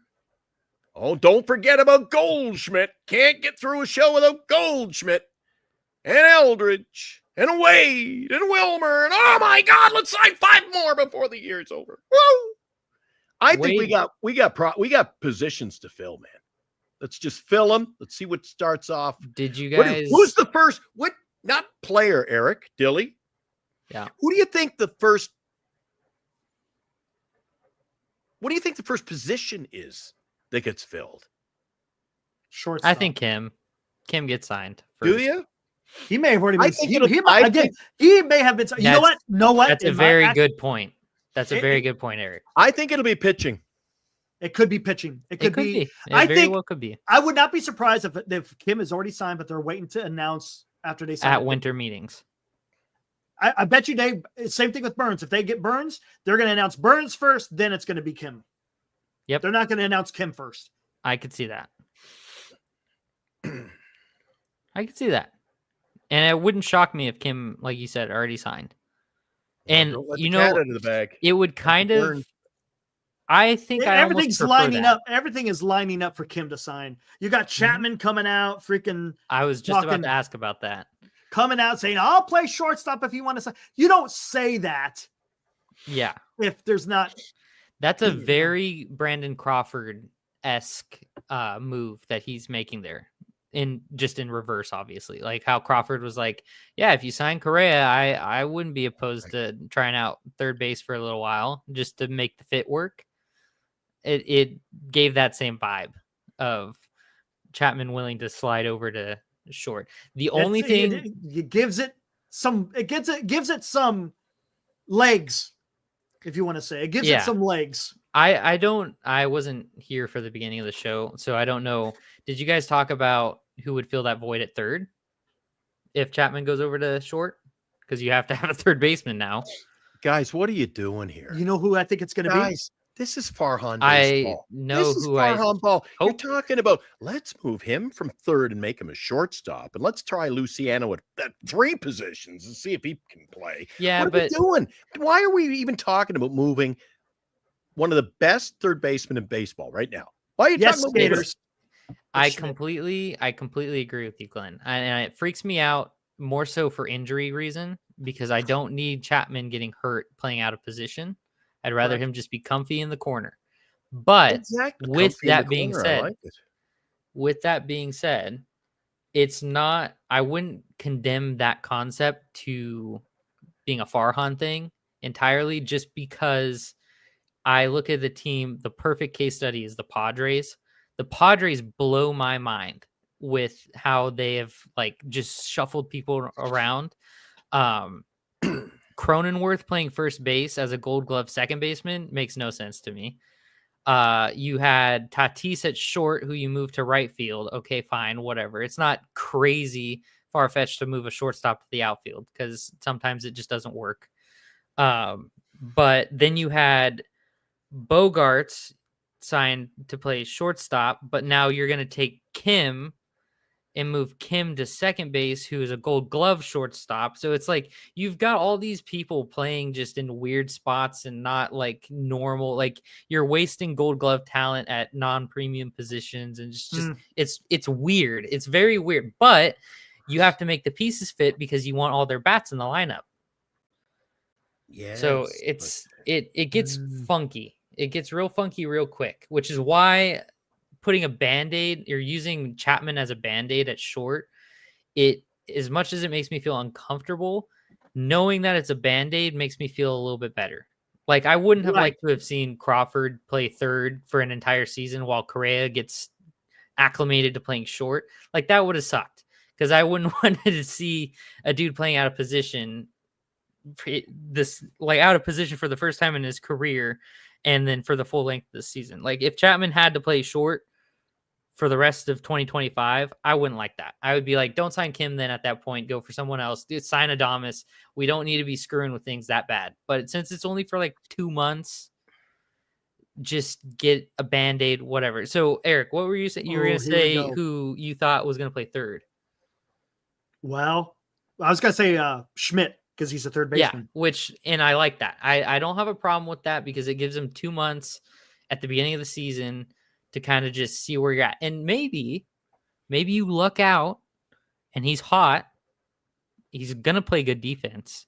If he gets hot, then you can slide him over to second when Kim gets here. And now you have Schmidt playing second, Kim at short, and Chapman's back in his comfy corner, like Glenn so much liked. And then Fitzgerald's your bench guy. And he comes off as a whatever, fill in the outfield, give a guy a day off in the infield, whatever. And then he turns into your like kind of Matt Duffy-esque player. Okay, how about this? Let me ask you this, Dilly. I don't think I got a chance to ask you about this. We talked about it the other night. Who would you rather have? Alex Bregman, Willie Adames? Alex Bregman. Okay, there we go. I like it. I agree. I don't know if you saw me put up the numbers yesterday, but Bregman is better than Willie Adames. I agree with that. I think he's the only thing that, and I don't, because I haven't looked at it for Adames, so I don't know what his spray chart looks like, but I know Bregman is a hardcore pull hitter, which plays at Oracle. It plays at Oracle. And you know what else? He also bats for average. Yes, he does. And he's got a great eye. He has a great on base. Yes. How about this? Remember what, speaking of which, yes, Senior, did you hear what Posey had to say today? And Zach Manasian? I saw a clip about him saying, yeah, if Fitzgerald needs to steal 30 bases, if we want him to steal 30 bases, we don't want him to worry about. Yeah, that's okay. But there's something else at the end that, well, here, let's play. I'm going to play the end here because it's something. Go for it. It's something Zach said. Okay, here we go. Present. Hey, Dilly, maybe we can get Mike Trout. Here we go. We're going to try and set the tone in the front office. It's about having an example on that field day in and day out of we're going to fight you tooth and nail.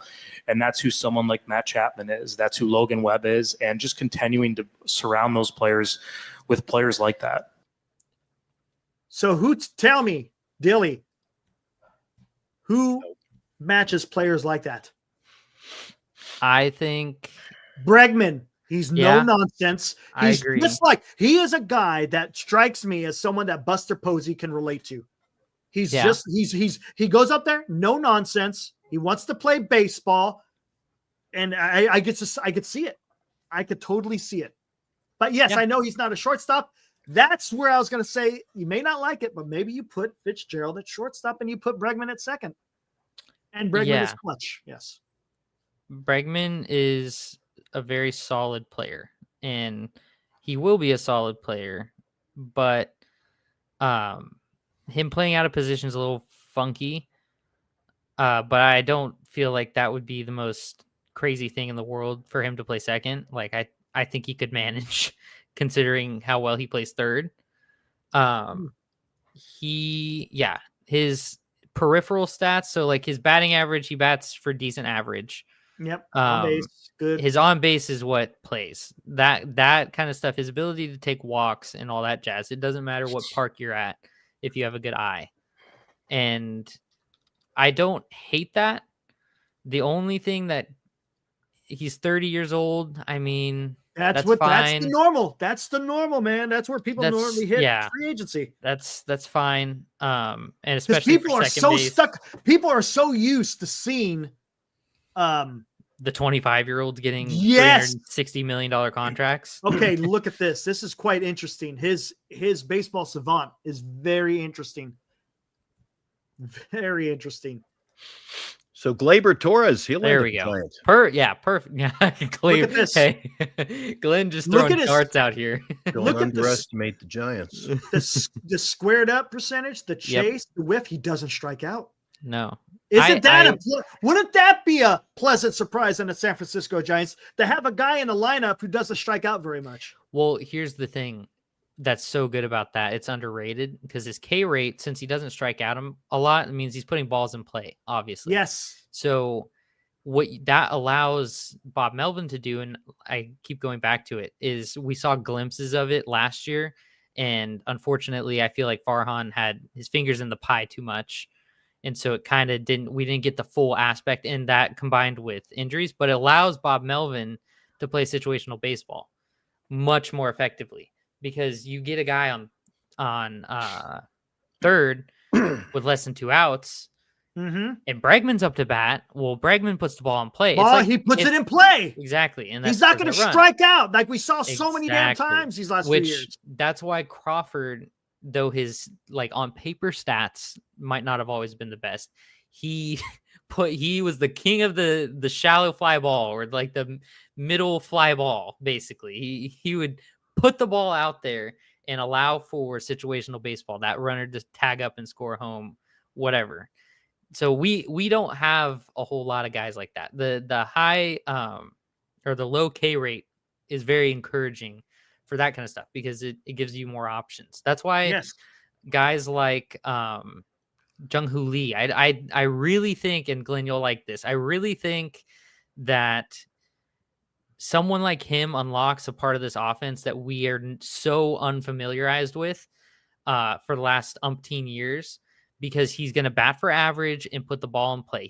Even if he turns into like a just dink singles Luis Arias type, that's fine because that allows you to have more runners on base and more opportunity to score for guys like Bregman, who, okay, he didn't get a base hit, but now Jung-Hoo Lee went from second to third on a deep fly ball to left center field. So stuff like that. It's more situational baseball, which is that's kind of what Posey was getting at when he was saying scratching runs across. It's that kind of aspect of baseball that we've lacked for so long. We don't have all the pieces for that. I think Bregman would be a good piece for that. Could you think about this? This is going a little different direction. If you sign Burnes and you sign Bregman and you trade for a Seiya Suzuki, And then you have Bryce Eldridge come up next year. I wouldn't hate that. I would not hate that. Whew, man, dude. I still say that Jung Hoo wasn't an overpay. I think that was the quintessential. They saw a guy that they wanted, and they were willing to do whatever. And they had missed out, and they missed out on Shohei. Exactly. The profile of what they wanted, and said, "We're gonna go screw any." Don't tell me about what his value is and his batting average in the day game. I don't care. This is the guy I want. Listen, he's the quintessential center fielder the Giants have used. He's a Brett Butler. I never saw anybody crapping on Brett Butler's career. He's a Brett Butler. We're getting a Brett Butler in center field, Eric. We got him for control. We've got him for how many more years? 4 more years? Anyway, three more. 3 and then 2 opt-outs after that. So, listen, I think he was a great deal. No, I agree. I don't mind his contract. I'm totally fine with his contract. And it'll be validated. You won't hear anything about it whenever he does well next year. I can't say he's better than Brett Butler. I've only seen him play. How many games did he play, Eric? Like 35 games. Not something many. Like that. Not something many. like that. But he hasn't had a career like Brett Butler had. The small case study that we did see from him, I was very impressed with. And I think that his bat will be fine. And his defense will be fine. And spring training. Yes, thank God his injury was to his left shoulder, not his throwing arm. So we're not going to screw that up. Now, I don't know what that. What about a swing though? Yeah, I don't know about that. We're just gonna have to see. But like I said, going back to the Conforto comparison, he's not a power hitter, so you don't need to lift and launch and swing out of your shoes, whatever. You just need to put the bat on the ball. Yeah, exactly. So I'm hoping that's not going to have such a drastic effect. And he's young. Right on. He can bounce back, all this kind of stuff. So I'm hopeful and faithful because, like I said, last year, he was probably my most favorite player to watch while he was on the field. Like it was exciting to see him step up to bat.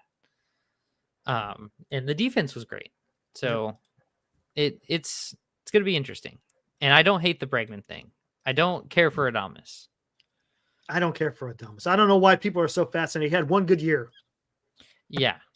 I just don't. For me, Bregman has a better track record, and he's still. I agree. He's still in his prime because you'll stay in your prime until what? At least you're 34, right? Somewhere around there. Yeah, I would say 33, 34, mid 30s for sure. Come on, you're going to get a lot out of Bregman. Lee chance.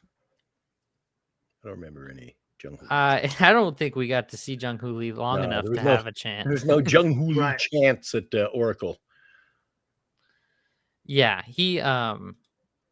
I think. Don't get me wrong. If they ended up signing Adames, I wouldn't be. Like, I wouldn't need to wipe tears off of my face. Like, I wouldn't be sad if they signed Adames. It's just I would prefer them to sign some other people. Because if, let's say, Adames and Alonso, their contract is valued similarly, they're in the same region, which I honestly think, I truthfully think that Adames is going to get paid more than Alonso, which is crazy. But let's say they're about similar. I would prefer them to sign Alonso over Adames, objectively speaking. The whole Alonso whatever thing aside. Like from an offensive, objective perspective, I think that the Giants would benefit more from a guy like Alonso than an Adames. Defensively, I would agree. Adames would probably it would fill the gap, fill the need a little bit better. But offensively, I think you would be better off spending that money on a guy like Alonso. Okay, what about Volpe at shortstop?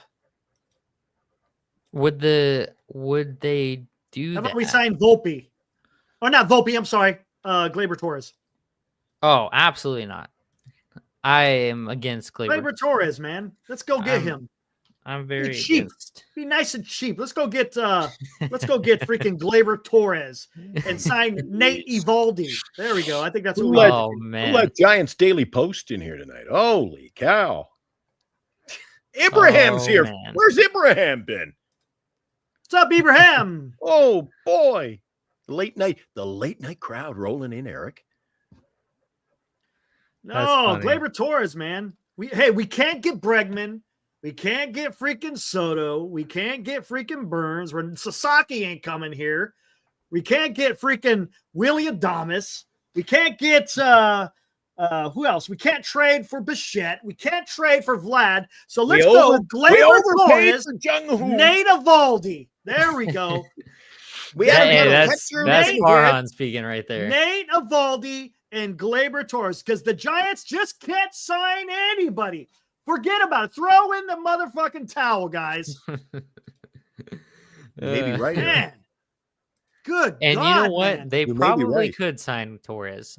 They probably could. And you know what? You know what else? They would probably benefit from signing Torres.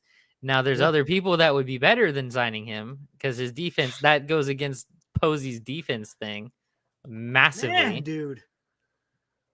It just, come on, guys. Be a little bit more positive. We don't know what's going to happen. Afterwards, we could come on here and absolutely bitch and complain. Oh, but to sit there and say the Giants ain't going to do this and the Giants ain't going to do that. How about, hey, I would like to see the Giants do this and I would like to see the Giants to do that. And if you're let down, so be it. Who gives a shit? Let's be a little bit more positive, and then when it's time to be negative, we can be negative. I'd rather start being negative right now, Eric, to be honest. It's like, holy shit, dude. I'd rather be honest right now and live in reality. It's like, I mean, it's absolutely ridiculous the direction that some of this goes, and I'm just like, what the hell is we got to rename the damn show? I'll tell you what, we'll be able to be. Remember, you said how about Soto shit on Giants Monday? Sports We'll have Live. Soto to talk about. He's coming Monday. Then it's going to open up everything for us. We'll have Soto and Wright. We'll know what we're going to do with Fitzgerald. We can deal with him. Unbelievable. It's just it's unbelievable. It should literally let's shit on Giant Sports Talk Live. Seriously, I mean, it's like let's wait. Well, there's gonna it may come to a time. It may come to that point, but it's like nothing has happened. Yeah, nothing has happened yet. Like we don't know. In the past, I'll be first in line with you guys to absolutely bash them into the ground if they fumble the bag this year. It's just crazy. No on this, no on that. Nope, that ain't happening. Nope, that can't happen. What? Good God. And if it doesn't, it doesn't. So what? At least let's try and go, you know what? The Giants should be able to do that. They should be. Whether or not they do is a different story. Yeah, but you got to live in reality, Eric. Live in reality. You got to live in reality. What's You're the going to reality? throw your name out there, dude. You can't just be saying, "Oh, we're going to sign this guy, this guy, and this guy, and this guy." Go, we're going to sign everybody. What's the reality? Have some semblance of. But honestly, what's the reality right now? What's the reality? That we're not a 500 ball club, and we haven't done anything yet. That's the reality. Dilly, please. We have to allow them to make the mistake. You cannot punish someone for something, for a crime they have not even yet committed. What are you talking about? Punish who?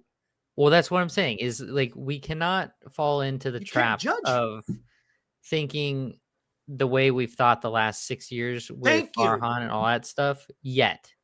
Now, absolutely. Like I said, I will be first in line with both of you guys. You know me, Dilly. Them straight to the ground. But Dilly, what are you talking about? What are you talking about, man? I'm just saying that you can't punish the Giants for something that they have not yet even done. Correct. But what are you talking about punishing them for? Like, what do you mean? What I don't understand. Punish them?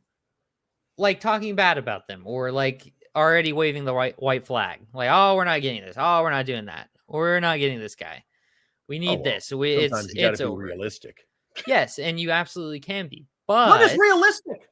Realistic. You haven't done nothing yet. Exactly, and no one's done anything That's other realistic. than the A's.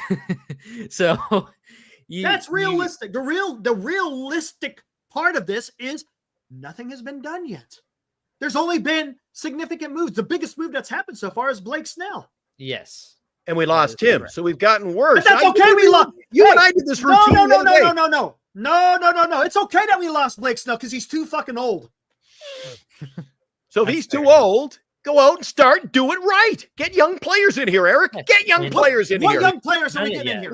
For God's sake, I hope Liam's back every day next week. What young players are we going to get right now? How many young players are out there right now that you could get? Oh my God, I'm not a scout, Eric. I'm sure the scouts know which systems to go and raid. No. You don't say, okay, you're not talking free agents then. You're talking trades. Yeah, we're not. Yeah, Eric, I'm against free agency, dude. If you haven't figured it out after like 2 months of this stuff every night, Eric, start over. Eric, you're again. Okay, fair enough. You're chasing those extra 4 wins next year by signing free agents. Not me. Yeah, forget Juan Soto, man. Forget Corbin Burnes. You're Sasaki. Nah, he's a free agent. Who cares about him? Let's go draft. No, we got to draft. We got to develop. Nice. We can't spend that money on Roki Sasaki. We can't. No, we can't. They've proven that. Eric. All right. Well, I'll ask you next week. Did they spend the money on Soto? No, they didn't. They probably won't. No. Probably. They probably and won't. I think the money would be better spent spread out across the table. That's why I was talking about Burnes. That's why I was talking about Bregman. That's why I was about trading for maybe say a Suzuki. I don't hate that. I like Suzuki better than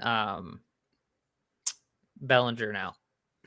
Oh yeah, and I think you could get him for cheaper because he's a little bit older and he's only 30.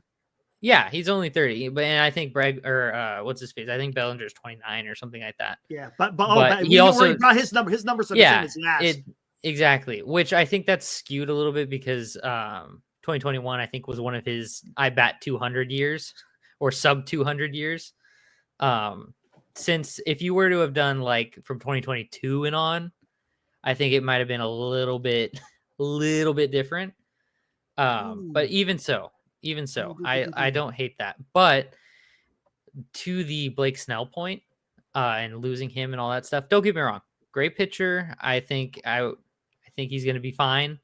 But if you wanted to look at it in a very acute manner, we only got him at his like true self, his true form for about half the year, maybe less than half the year. That second half after the All-Star break, when he came back after he had his kid, after he came back from being on the injured list, from his groin, whatever thing, we got him for about half a season of just vintage Blake Snell. So considering that, if you sign Burnes, you'll get him at his full Burnes self for the whole season, barring injury, of course, which is better than a half a season of Snell at his best. So you'll be upgrading your pitching staff if you want to look at it from that way, because you only got 50% of Snell and the other 50% either wasn't there or pitching like crap. So Burnes being his replacement, if you get the full season of him at his true Burnes self, that's an upgrade. Yes, we are. Cryptic is great. All right. What do we got here? See, Marcus comes in every night with like the strangest takes on my takes. What's Marcus this? Says, Glenn doesn't believe in free agency. I believe in free agency. I believe it can work. And he adds, Glenn doesn't believe in free agency when the Giants are one of the richest ball clubs in baseball. So no, I don't believe in free agency in this team. And don't tell me, well, we haven't seen what they're doing. I've waited this thing out long enough. I'm no more. You're not bullshitting me 2 months any longer. 2 months? You've waited 2 months. I've waited 6, 8, 10. No, you haven't. You've waited 2 months. 8 years now, Eric, for some 2 months. That clock has to be reset. No, that it's 2 clock months. has to be reset. The 8, 6, whatever. Okay, yeah. Every time it's like playing a video game. Every time we fuck up, just press the reset button. We're going to start over. Nothing's wrong. It is. That's exactly what's happening. There's a lot wrong, Eric. Think about it's a new regime. Exactly. Farhan's gone. Farhan Zaidi is gone. He's left the premises, never to return. It's a whole new regime.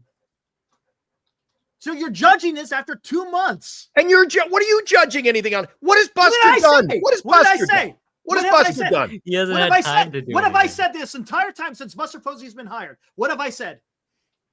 You've said, wait till next week. Wait till next month. I didn't say that. No, I never said wait till next week. What did I say? Let's see what he does. I've said this 500 times. Let's see what he does.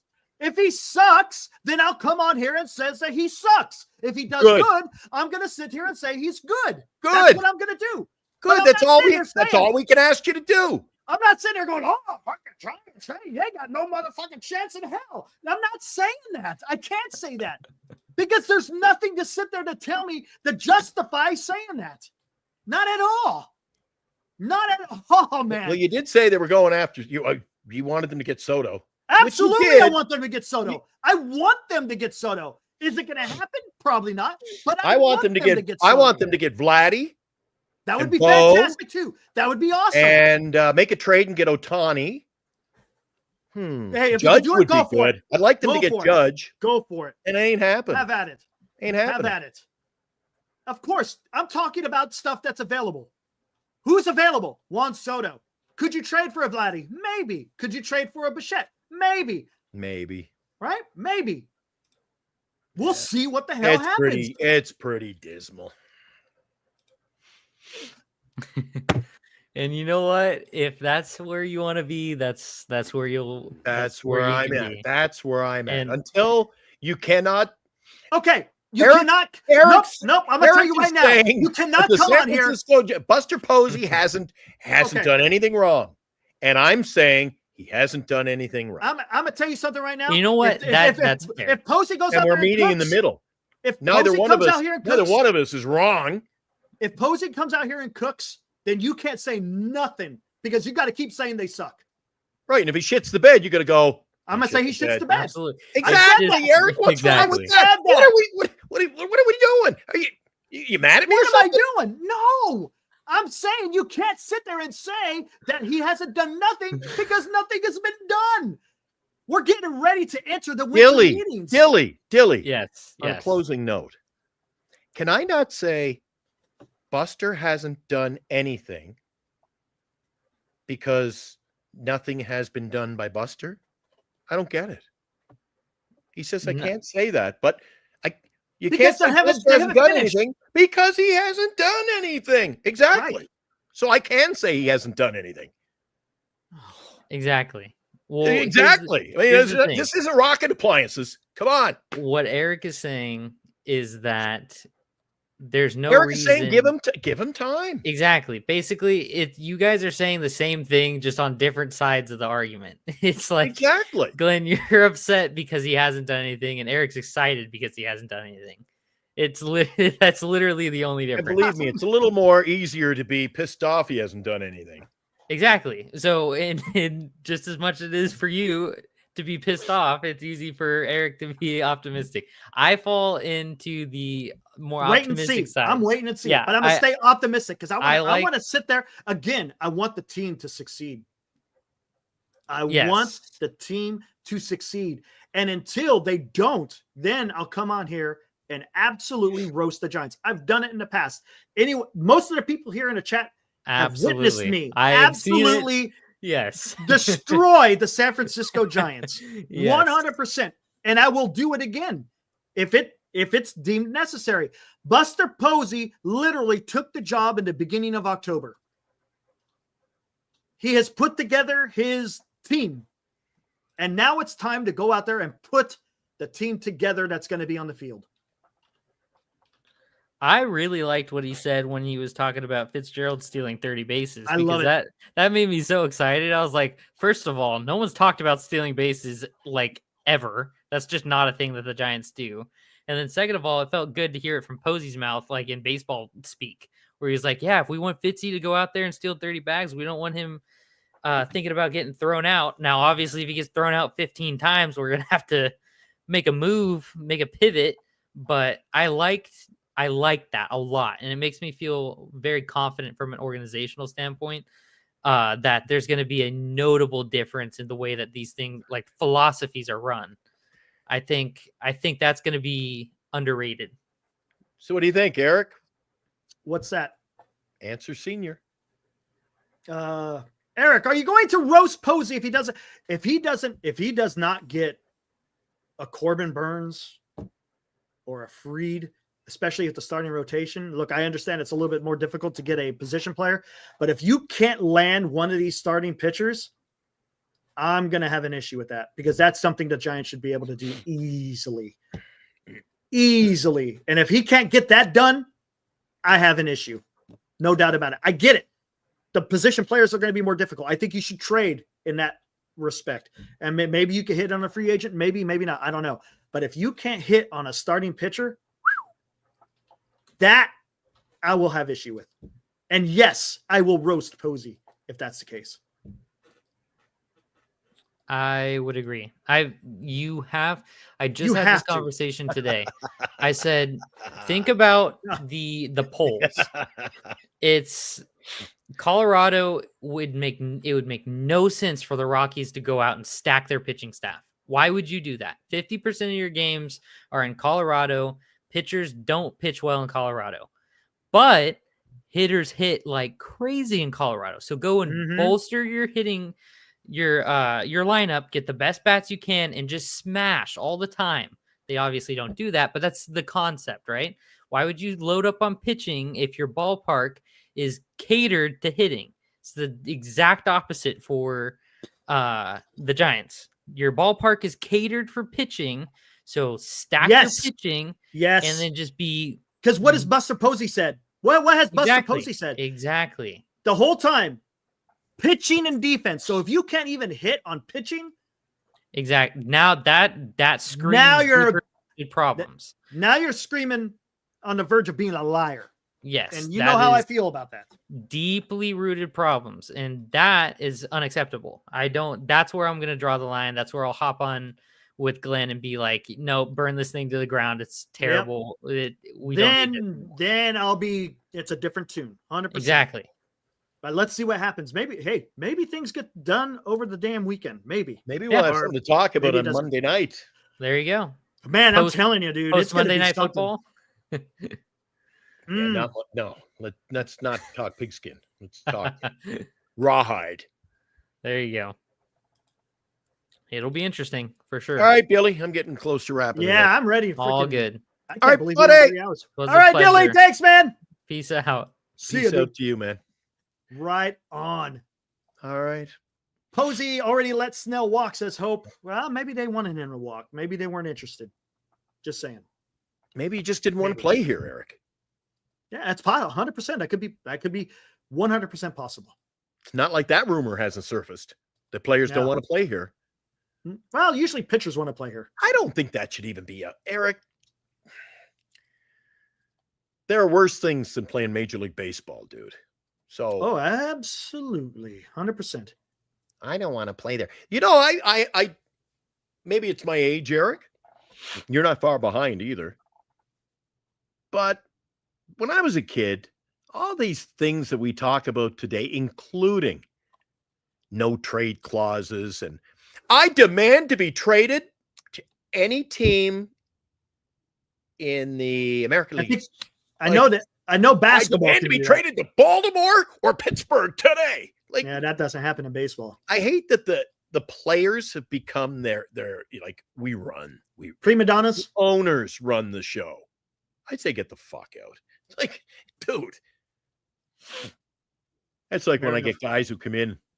I demand a raise. I demand you pack the fucking desk up and get out of here. I love giving that speech. Appreciate your service to the company over the years. Now get the hell out. Yep. When do I have to leave? 2 minutes ago. Yeah, exactly. Yesterday. I'm a tough prick to work with, as you can tell. Whoa! Yeah, buddy. Eric's like, I just. Do you want another lockout? Oh, another lockout's coming. No matter what happens, a lockout is coming in 2026.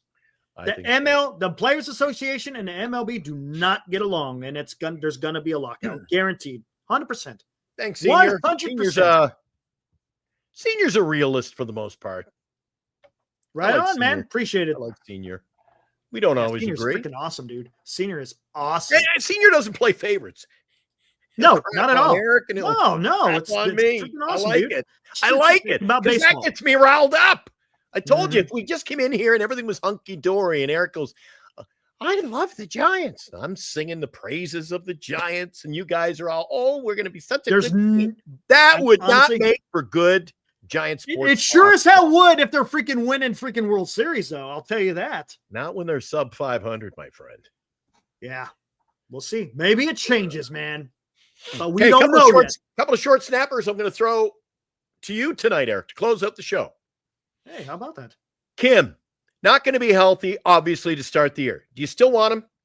I don't want him, but I think he's coming. Willie Adames. If you don't want him, you still don't want Adames? I don't. But if he's no, I don't. Suzuki didn't want to play here. Made that quite clear. Signed with the Cubs. Do you trade for him like you stated earlier in the show and just get him here even though he's unhappy? Or do you want a happy house? I would trade for him. It's part of the game. Are we signing Burnes within the next week? I think so. On a scale of, I know you really, on a scale of 7 to 10, where's your hopes on signing Sagano right now? On a scale of 7 to 10. I don't do no 7 to 10 because I don't think he's signing. He's going to go to a team. Honestly, you know what I think he's going to do? That's it for the short snappers. I thought you were all in on him now. I think Sagano is going to go probably to a team who's ready to win now. Get that 1 year and he's done. Really? I wouldn't be surprised if you see him on the Dodgers. Maybe even the Mets. Oh, Jesus. Don't say that. Maybe. I don't see him. What's the point of coming to San Francisco? Maybe the Mets. I've got a Wilmer Met, 3 or 4 Wilmer Mets jerseys over there. I can wear my Mets jersey, but I ain't wearing a Dodgers jersey. I refuse. Maybe he goes to Toronto. No, he wouldn't. Japanese, Korean, Chinese, they don't go to play in Toronto, Eric. They won't go there. They had an Asian player a few years ago, and Kikuchi. It was Kikuchi. Yeah. Yeah, I don't see it. He'll be I think he's going to be a West Coast. I think Sagano's Giants or Angels, one of those two. Yeah, I can see the Angels doing it. Maybe even Seattle. Maybe on tomorrow night's show, we'll talk more about potential deals over the weekend. If there's none made, there could be, Eric, we could have a pitfall overnight. Yeah, we're going to go back to the whole free agent watch tomorrow, unless some other news breaks. I was going to do the free agent watch today, but with that news that broke with Buster Posey, thought that was something we needed to touch on. Well, there was some talk today online about the Seattle Mariners. They released a statement. They're out. They wanted a deal for Alex Baum, and they just said, we're out. They said the Phillies were nuts. They wanted 3 starters. What? Yeah, 3 of their starters. And that deal just fell apart. Wow. Yeah, I don't get that one. They said they were blown away. They said the Phillies are nuts. So they wanted Wu, and they wanted Wu, and who else? I got the story here. Let me just check it quickly. They wanted Wu. Wu's a good pitcher. Wu's good. Oh, geez, phone just died. Do you remember the other pitchers in the Mariners starting? Yeah, Gilbert, Wu. Gilbert. They wanted Gilbert, Wu, and somebody else. And I was like, holy crap, that is a good haul. And Castillo. They have Castillo or Castillo, whatever. Wow. There might be even a few trades involving pitchers, though, Eric. There might be a lot of pitching movement. Yeah, I think this is going to be a pretty damn exciting winter meetings. I think there is. Again, hopefully there's some excitement for the Giants, but I think you're going to see a lot of stuff going on. D-shot, everybody gets hurt now. You never know, man. Ain't that the damn truth? These shoulder injuries and elbows surgeries, it's getting to be every team's got 3 or 4 of them every year, man. Yep. The old Tommy Johns, that's routine now in baseball. Yep. Isn't Shohei's had 2 of them. Yeah, I know. So has Walker Buehler, I think, if I'm not mistaken. Maybe I should get the Tommy John in my neck. And then when they stretch the ligaments out, move ligaments for it's a whole new ligament. They take a ligament out of your freaking thigh and put it in. Yeah, they take it from lower body, move it up. Yeah, maybe I need some fresh ligaments, Eric. Jeez, man, that would be. What time is it? Oh, there you go. That's why I hate doing the late night show. 3 hours. We went long today, boy. Oh, I know. As soon as you invite Dilly in, I'm like, No, that's fine. I like Dilly, man. Dilly's freaking awesome. The chat thought I was leaning back. They thought, Glenn, are you falling asleep? Are you okay back there? No, freaking Dilly's good. Liam was great. Dilly was great. Yeah, good stuff, man. You were great. Well, I was better, but you were great. All right, let's sing us out of here. I'll see you tomorrow night, 8 o'clock. Hopefully there'll be lots to talk about, buddy. Good show. See you tomorrow. Absolutely. All right, guys. Tonight's show is brought to you by BetterCreditCards.com, GenesisGoldIRA.com, Lefties in Burlingame. See, I fooled you. Usually it's Duxwell. Tonight it's Lefties and Duxwell Printing. And again, our special thanks to our year-long sponsor signing the big deal, BetterCreditCards.com. I don't know if John is watching. I don't think he even tunes in. He saw our earlier shows and he goes, I'm going to give you some advertising. BetterCreditCards.com. Thanks, John. Check out his website, BetterCreditCards.com, the credit card for you. Don't forget, show this weekend, Saturday, Sunday. Winter meetings, they get into full gear Monday and Tuesday, Eric. Draft lottery and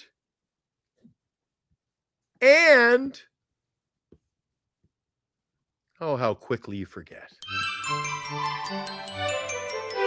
Christmas is coming to Giant Sports Talk Live.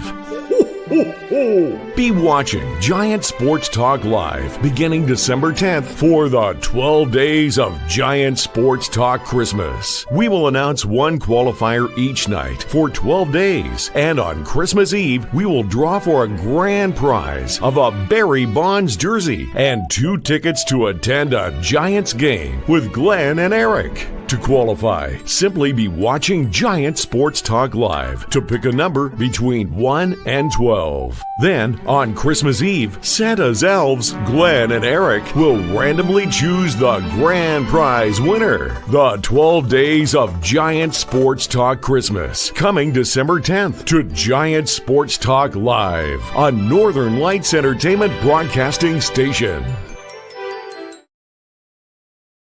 Ho, ho, ho, Tuesday night. Ho, ho, ho. Eric and Glenn got to go. I'll see you tomorrow night at 8, Eric. All right, we'll see you guys tomorrow. Woo! Actually, I'm going to play the song before we get out of here. Then I'll play our opener or close. I guess it's. Yeah, this is going to be the rap version. Here we go. Let's go.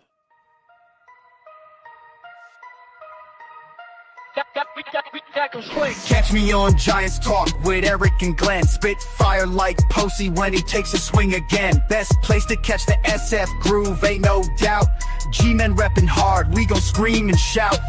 Fortress of stats, endless chat, always hype. Glenn's got the insights, Eric bring the type. Talking ball with flavor, haters gonna trip. We the channel that's the best, others take a dip. Giants Talk Live, best vibes in the town. Eric and Glenn, you know they hold it down.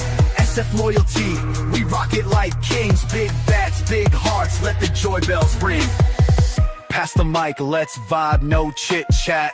Real talk, real time, stats on a chit cat. Eric got the scope, Glenn's the master of the flow. Giants fam in the house, every episode a show. In the chat, hype swarm, always backing up the squad. In these streets, we reppin' them even with the odds. Homers and highlights, gotta keep it real. Giants talk the lifeline, that's just how we feel. Giants Talk Live, best vibes in the town. Eric and Glenn, you know they hold it down. SF loyalty, we rock it like kings. Big bats, big hearts, let the joy bells ring.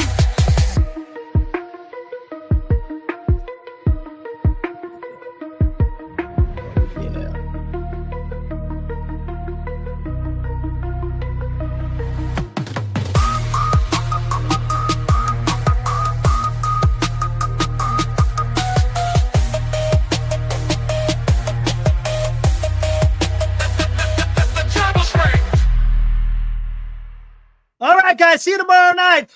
Woo! 8 o'clock.